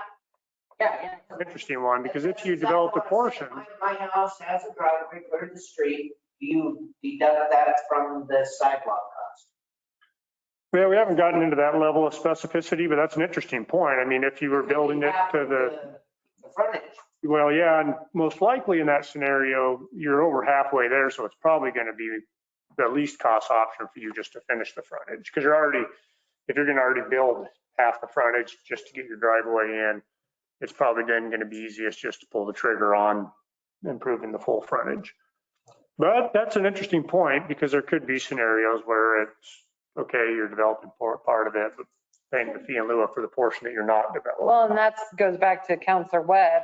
If that is something that you wanted in the resolution with some sort of apply to the city that I meet these standards or I'm whatever, some of it's done and then a review. Then you could determine that if that's what they want. But it have to be the same pattern for all, right? Erica. Well, and that illustrates really why it's an option. It's fee in lieu. You can always do the sidewalk if you want to. And a lot of these things that you're bringing up are really good points to be addressing when there's revisions to Title IX. But at this point, I mean, we're just considering whether or not we should offer this as an option in lieu when the sidewalk requirement is triggered by the wording of Title IX as it sits right now.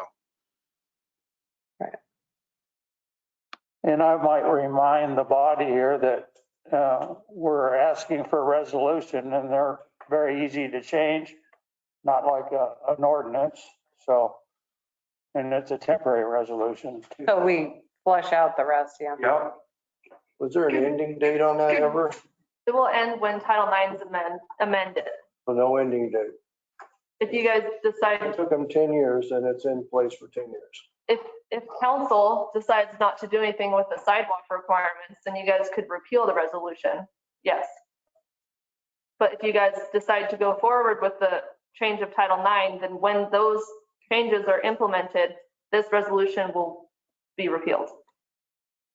Because the fee in lieu program will be within Title IX. This is a temporary policy.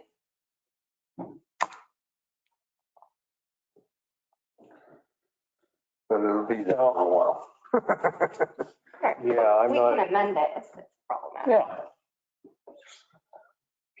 Yeah. Any other questions I think- about the fee? Erica's still. Erica? Oh, that, Ruben basically got my point, was that we were getting way off track, getting into the weeds about what you would be doing in Title IX and the details there. You're going way far afield right now.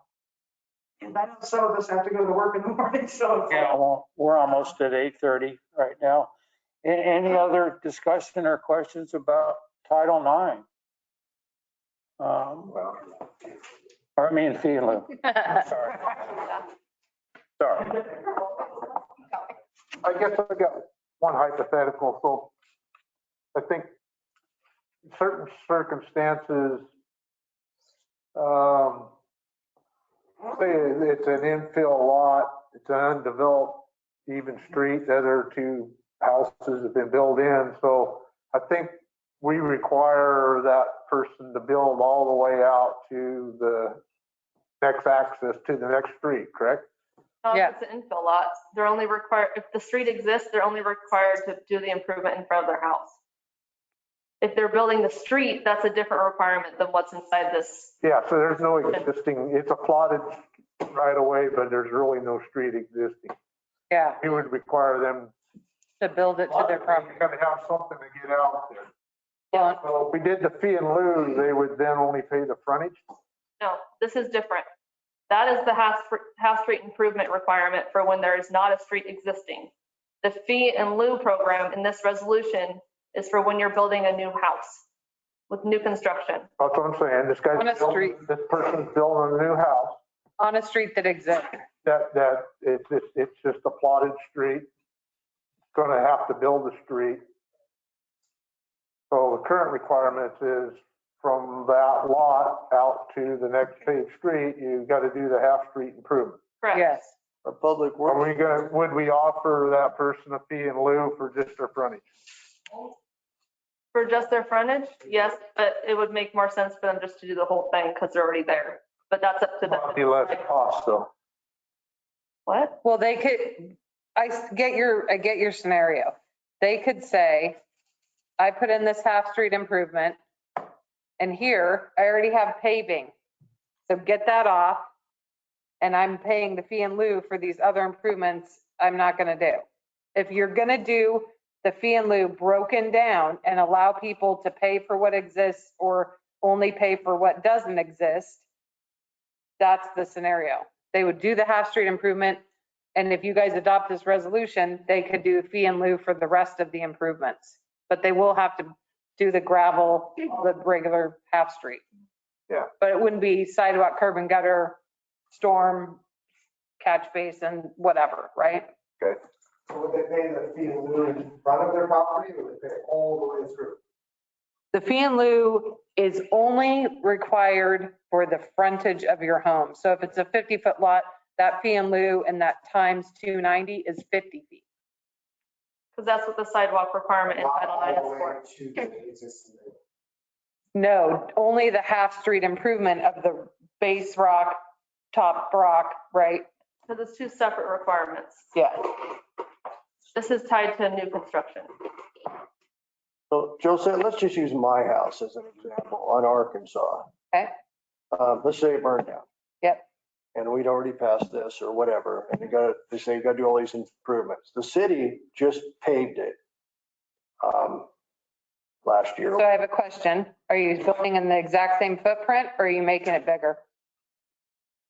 If you're building in the exact same footprint, you don't trigger any of this. Okay. Because you're building on the same foundation. If you guys decide you want a man cave, Some foundations are damaged in fires and they say, It's the same loop. If it's the same footprint of the foundation, if you're going to build the exact same mill house you own, or if you're doing man cave, you're triggering.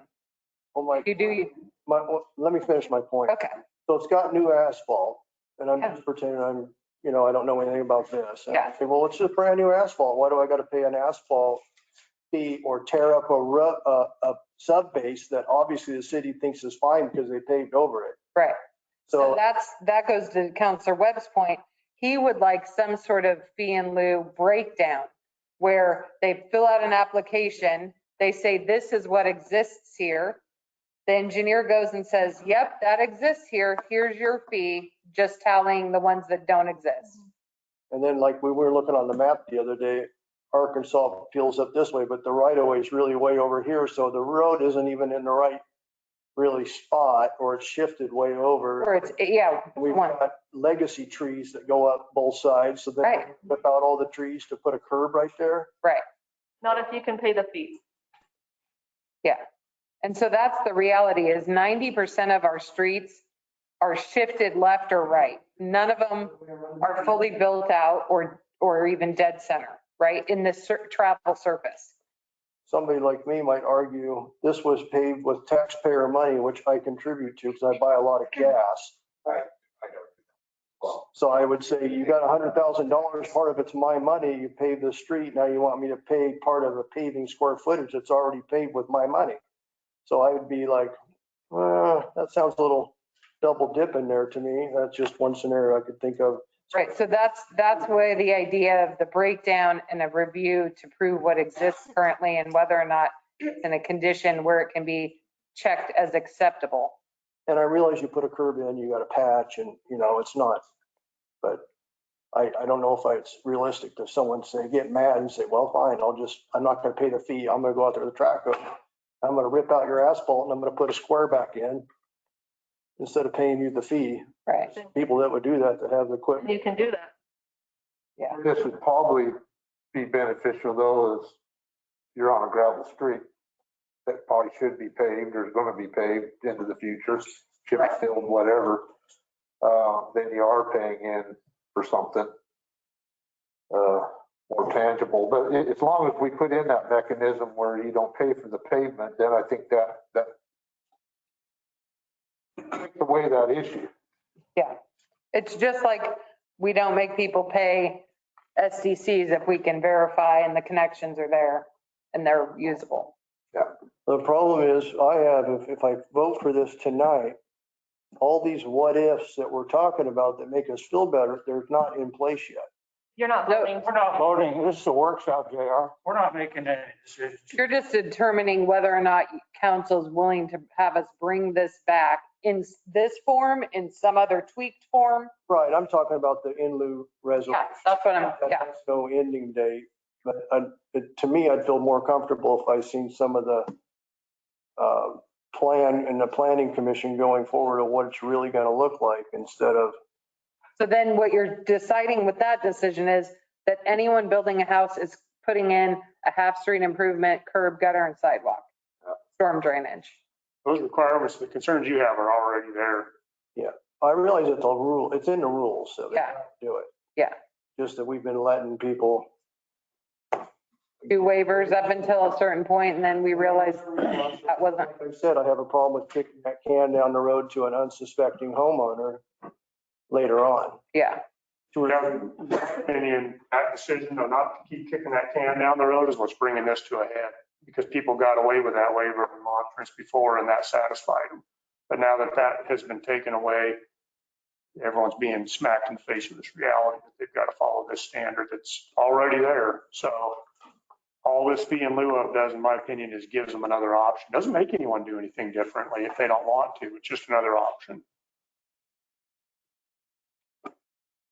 Also, in your hypothetical scenario, if you already paid in because you live here already and then your house burns down, sounding like likely insurance is going to cover that. Whereas if it's triggered by a new construction or a change of footprint, you probably haven't paid in yet. Yeah, I'll be calling my insurance company asking that question. I believe they have, because of having people have to have been elevated after the flood.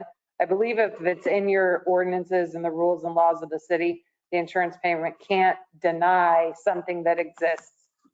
Because they had to let people put those elevations of their homes on the end of their mortgage. The insurance company, when their homes were flooded and they were elevated, had to pay for that. And then the mortgage company had to agree, we can tack this $30,000 onto your mortgage. We're not going to charge you new fees or anything. So I think land use law and that kind of stuff, nobody can deny it if a city's developed that as their law. It's like having to bring an old mill house. When it burns down, you're building a new house that meets today's building code, not the building code from 1924. Yeah. Yeah, we've followed insurance companies before on behalf of homeowners when a house is burnt down. It's kind of a classic where the insurance company, oh, you're not making the house bigger. That old foundation's fine. It didn't burn. And we're like, no, wait a minute. The current code has seismic and wind restraint requirements that have snowball into foundation requirements that old foundation can't meet. And so then that ends up triggering having to do the new foundation. Interesting then, if then the new foundation triggers this, you logically think that then the insurance would cover that too, but that's maybe more a question for. Well, the one that burned down has a new, the insurance company is paying for it. Yeah, it would seem like it would snowballing because it's ultimately a code requirement. Right. It's triggering a new foundation, and then the new foundation in this case may trigger the frontage improvement. Right. So if it's an insurance company, are we going to give them the option of the fee in lieu or make them actually install it? It would be up to the applicant for the building permit. If they want to do the fee in lieu, they can do the fee in lieu. If they want to install their improvements, they can install their improvements. Yeah, but that's again something you guys can put as an exemption in the Title IX amendment. If you guys want to do that. Say if the house burns down. Oh, sorry. I couldn't see us making any special exceptions if it's insurance company money. That would probably be void against public policy or some sort if we're treating that in a different situation or a different manner.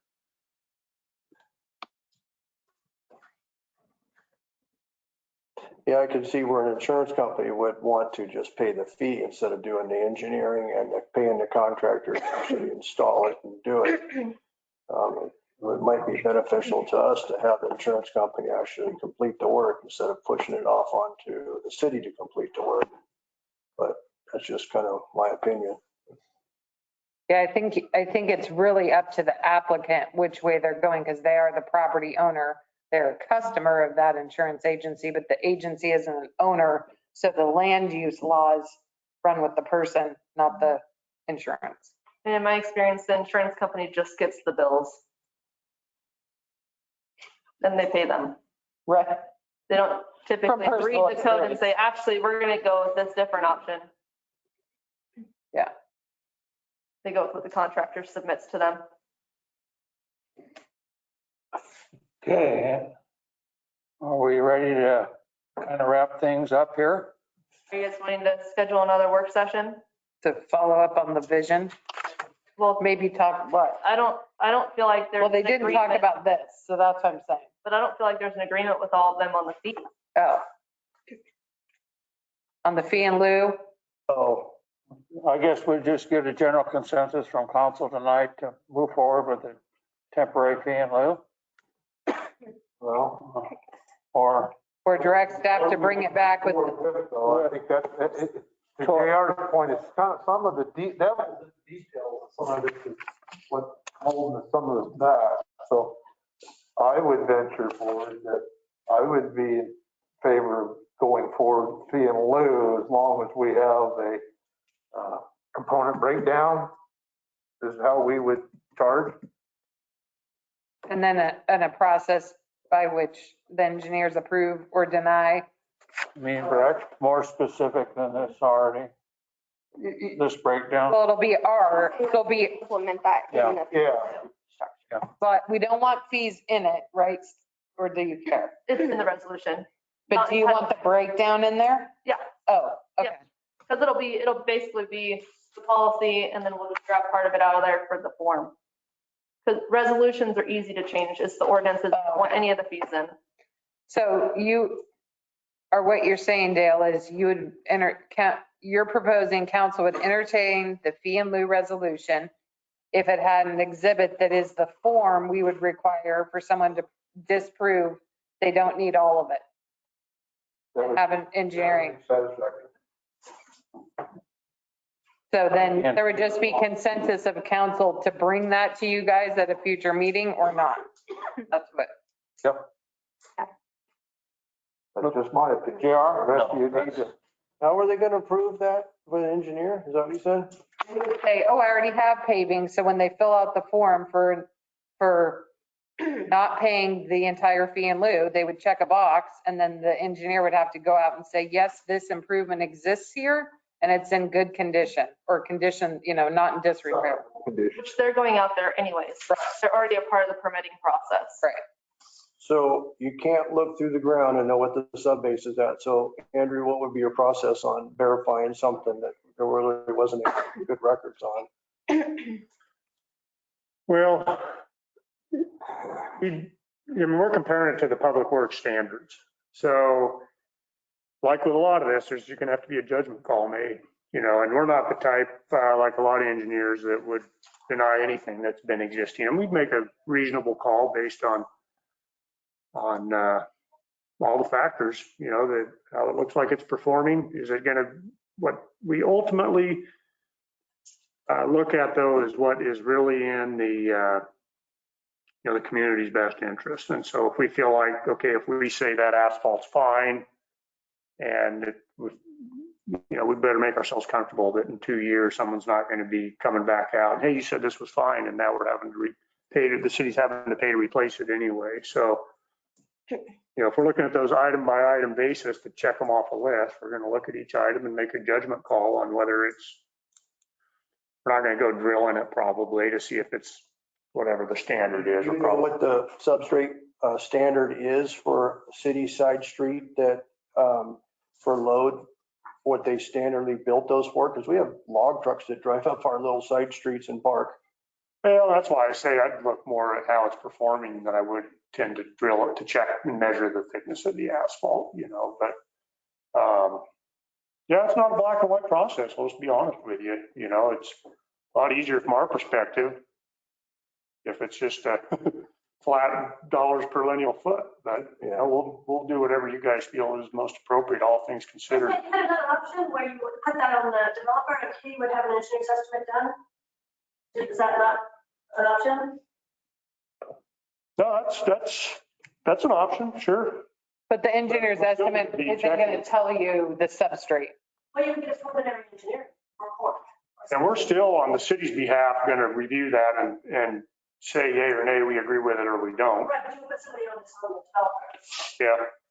I think ultimately that's one of the advantages on the way we've set this, and this is just my opinion. I don't want to speak for staff members, but my opinion, we're making it easy, trying to make it easier for the homeowner, for the developer by not involving an engineer in every project. In some of those estimates, especially on the storm drains. So how can you be sure that we're getting the right thing? What estimate?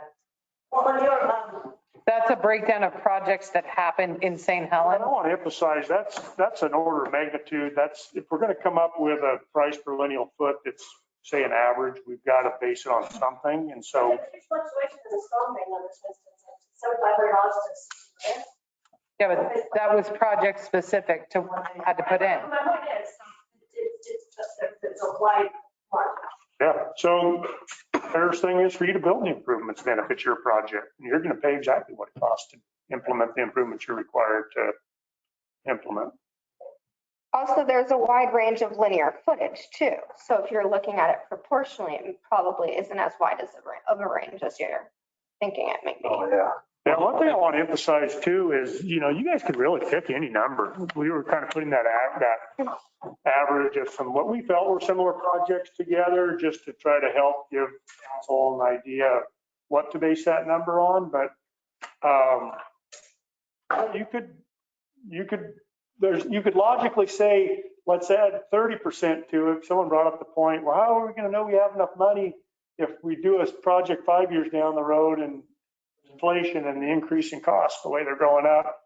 You could justify adding 30% to this easily probably, but you could also sympathize with the applicant and say, we feel this is a little on the harsh side. Let's give them a little better deal.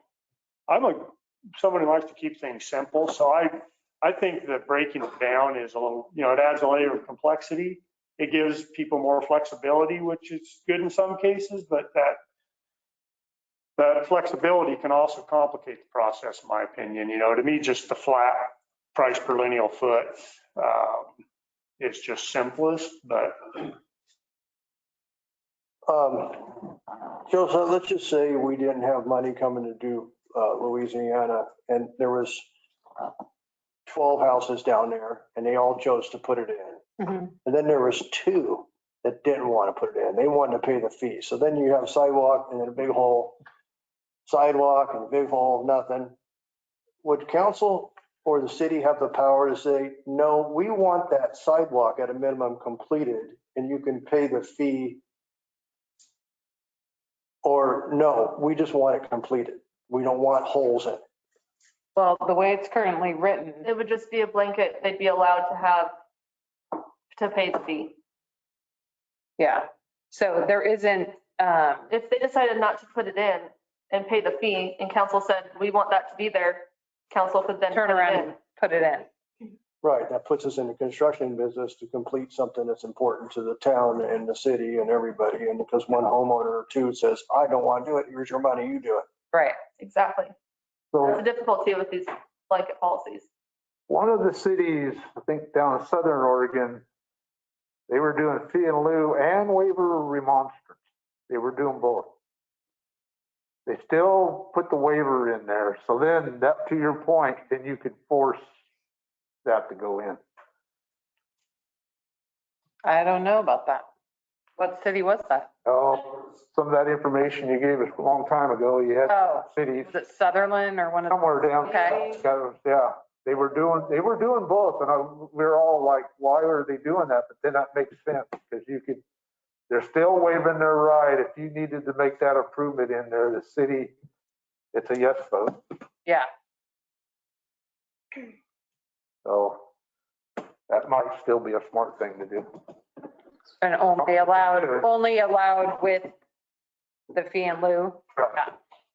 Well, we could do the waiver of remonstrance for the things that they don't have to pay the fee for. So if we piecemeal it and they don't have to do asphalt, then we could do a waiver of remonstrance just for the asphalt. Yeah. There's a million different ways we could do it. Just what you guys feel is a good defensible decision by the time you get done with it.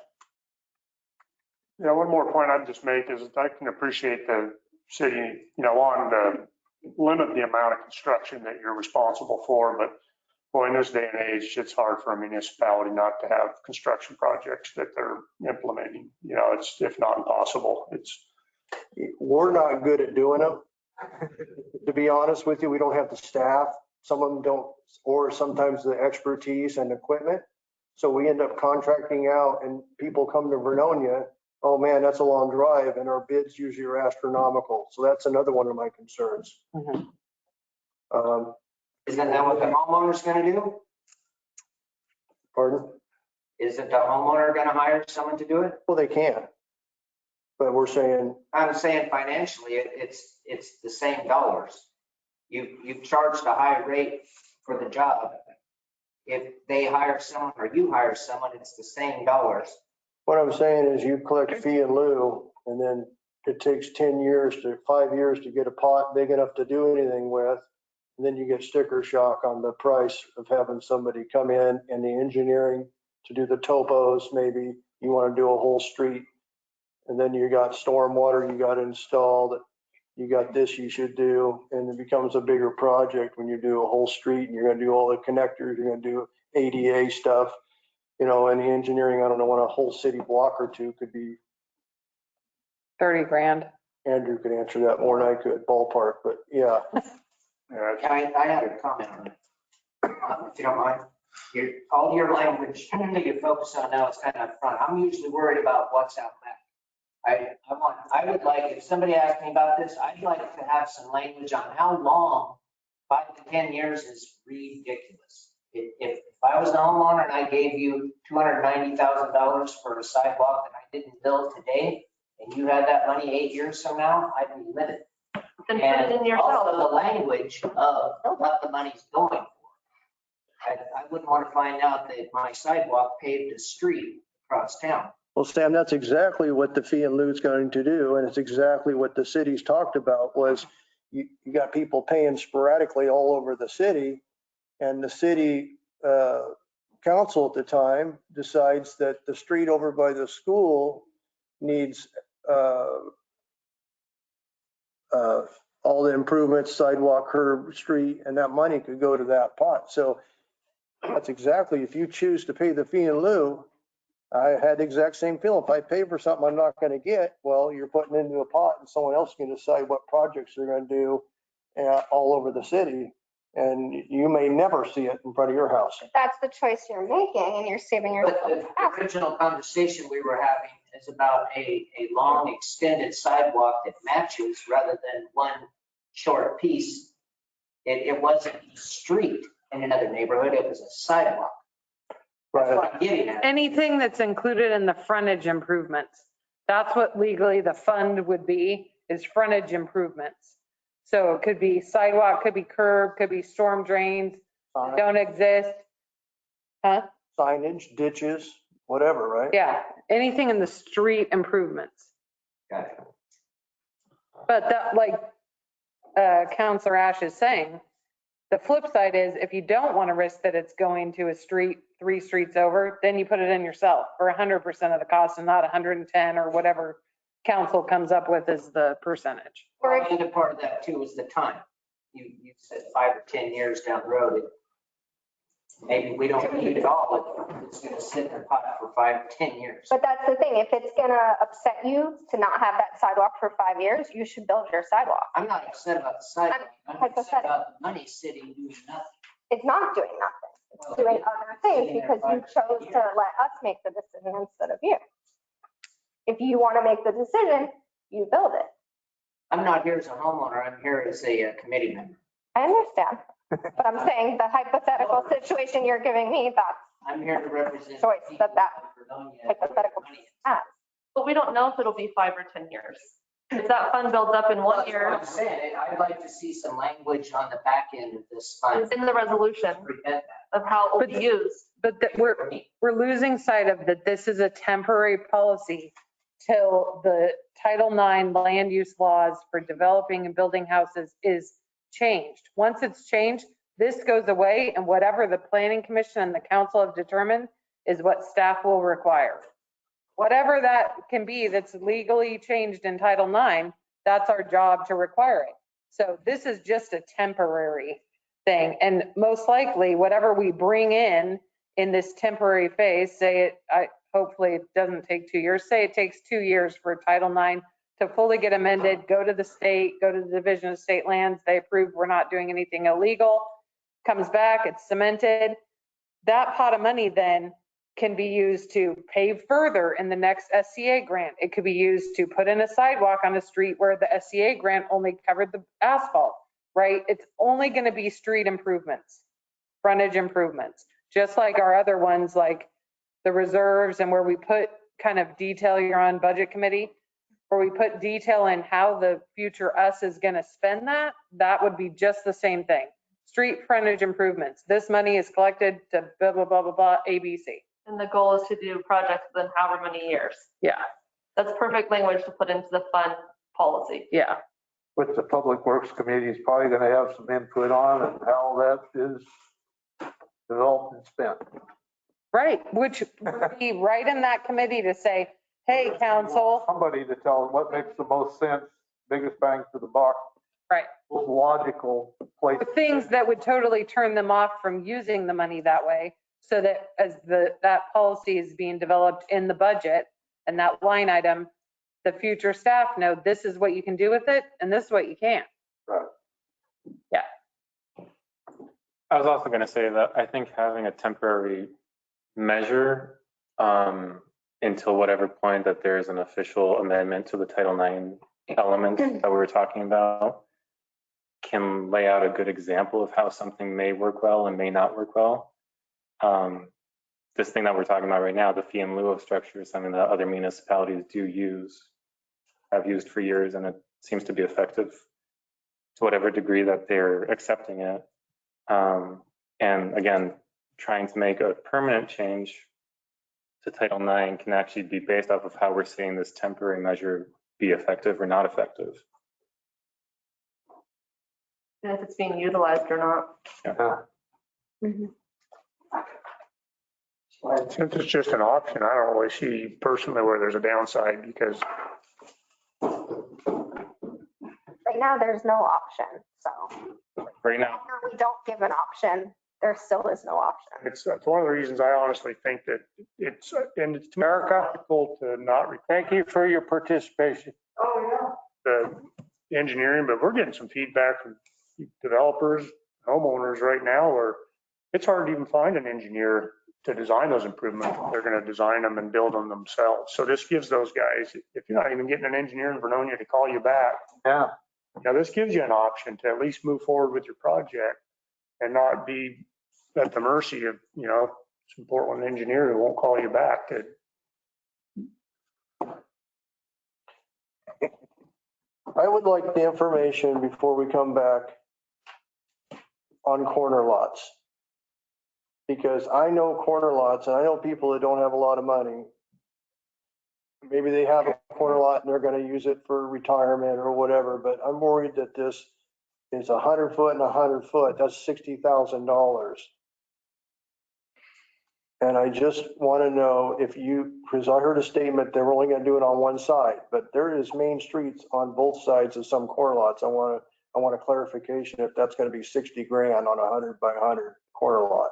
So and Carrie can maybe answer this in more detail, but from what I understand, the frontage improvements required on a street in our code are based on the frontage in which the way the house faces. That's the frontage they have to improve. This wouldn't be frontage. Your address is on one or the other. Right, Carrie can speak more to that, but that's how I understand it is the frontage improvements is the street facing the address, that frontage, not the side street, right? Right. And also, let me double check on that. What I can do in that resolution is put a clarification in when we bring you the modified resolution that the frontage is the address side, driveway side of the property. And we can make that clarification in the resolution. Just one side, JR. So Great question though, JR, because in St. Helens, you'd be doing both. I'm just thinking of Mr. Batty's house. Where is it? Where is The it? side of it faces Missouri, the one where the school's already done the improvements. Okay. So it's a corner lot and there's a little street through there. I'm not sure if it's an alley or not. It's an alley, so it wouldn't trigger it. So I'm just worried if you have a corner lot and they're like a big frontage on the main road, and then they have a smaller frontage on another road, that they'll twist the house or just call that the front of their house to get out of doing 150 feet this way, and they're only going to do 75 on this way. And really, we needed the improvements on the main road. So the tricky part is if you're doing the fee in lieu and you want it to be the frontage as we're understanding it, we don't have any control on if he turns his house that way and wants to do the short side, or if he turns his house this way and wants to do the long side. We can't make him do that unless we're going to require the full improvement of the corner to everybody every time. We can't split hairs, so to speak. We have to, if Mr. Batty's house is both corners or it's just the front door address facing side, then it's that way for Mr. Joe and Mr. Smith, everybody. So it's one way or the other. We can't make them do it, and we can't. We can specify in the resolution that that's the section of road that is subject to the fee. And then when we can look at the greater whole of Title IX to make sure that that change is reflected in there. But how would you do that if it wasn't the street face? If he didn't, so say he's on First and G Street and he wants to face his house on First because it's 50 feet and G Street, his property is the long end and he's facing his house here. I don't know legally how you could require that unless you're going to require it every time. No, that's what I'm saying. He would only be required for the improvements on the section of street that he is facing. Right, If he wants to change his orientation and go to G Street, then it's the that's law. on him. Yeah, That's his yeah. decision. So the, yeah, Sidewalks on both sides. Yeah, I mean, Yes, so the city can pay for the other. Be assigned the addresses. You assign? yeah. so how do you get sidewalk on the other side of the house? That's something you guys can discuss. Yeah, If you that's, guys want to make. it that's happen, what we're make it saying. happen. You'd have to, Public Works standard says sidewalk on. it does, but I don't think Title IX confers, I think they're conflicting. But if that is what you want to require, then you got to put it in both documents. That's just, I mean, those are all the little things that are going to be ripples that we're going to have to double, triple check that we're following whatever your plan is the full way through.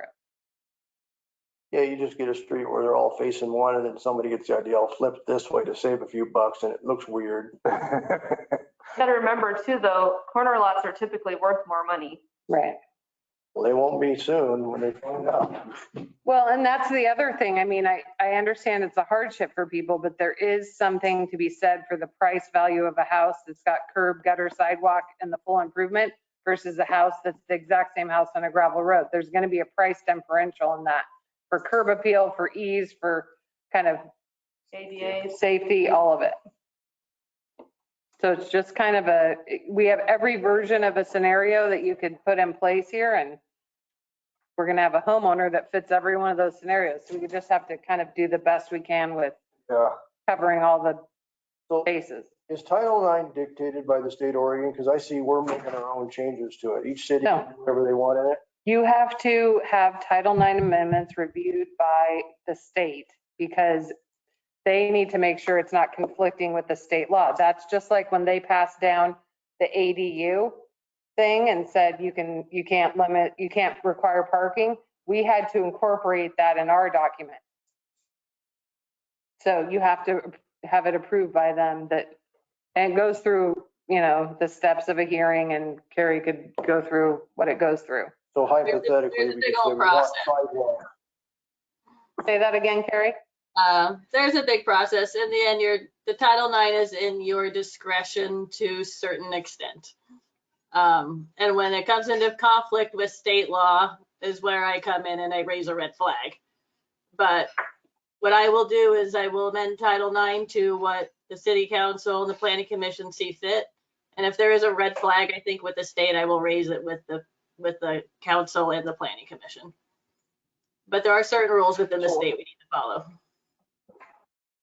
So it sounds like hypothetically, if council wished, they could direct planning commission or have them come up with ideas to maybe require sidewalks and some areas not curb and gutter and asphalt, except for maybe main ulterior streets or something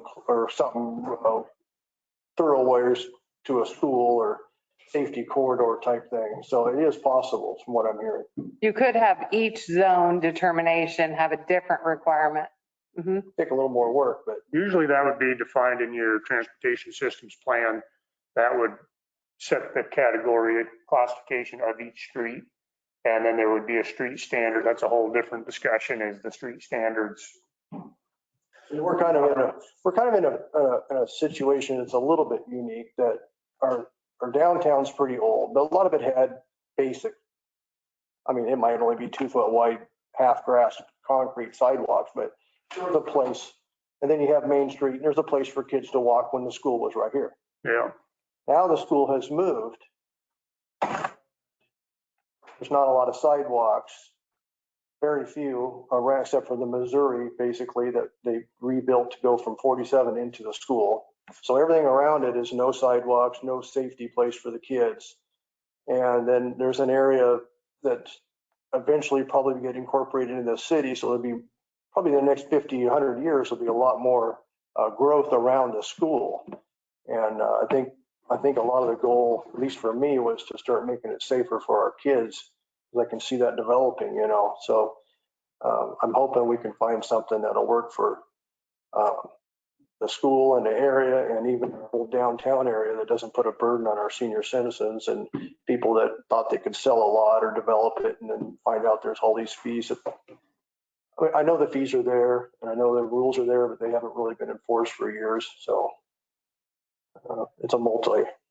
And I really appreciate you coming in and Robert and everybody answering questions and our city attorney. And I'm sorry, I forget her name. Carrie. I do appreciate it. This has been a good conversation.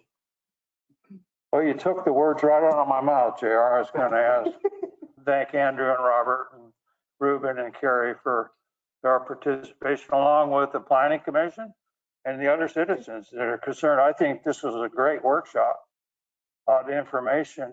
So is it your intent that you would like this brought to a council meeting, or would you like a second workshop with the revised draft?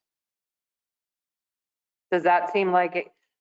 Can I just put my 2 cents in? I think a workshop seems more legitimate because then it's still a work in progress. It's tweaking something that's not to be voted on, so that it gives the public and the citizenry one more chance to come sit in, get online virtually, see what the draft, because it'll be posted online, see what the draft contains, what verbiage and all that, before it's coming to you to vote upon. I would propose a work session. So I think we still got to decide that corner lot issue. We're going to have to kind of. Carrie's going to look into that. Carrie's going to bring that. So, and whether you want to have the information option with diagonalized. Yeah. So do we? Just consensus of council. Tonight or Monday night? I mean, Tuesday. I think you would just get consensus of council to bring this back to a workshop, and at your next council meeting, we'll ask you to put it on the agenda and decide that. Okay. The date of that. And I can bring forward dates that our contractors are not available. Okay. General consensus from council to do that? Thumbs up? Good. All right. So once again, thank you for being here, Andrew and Robert. Ruben, good to see you again. Thank you. Thank you for having me. It's my pleasure to come on and chat with you. Okay.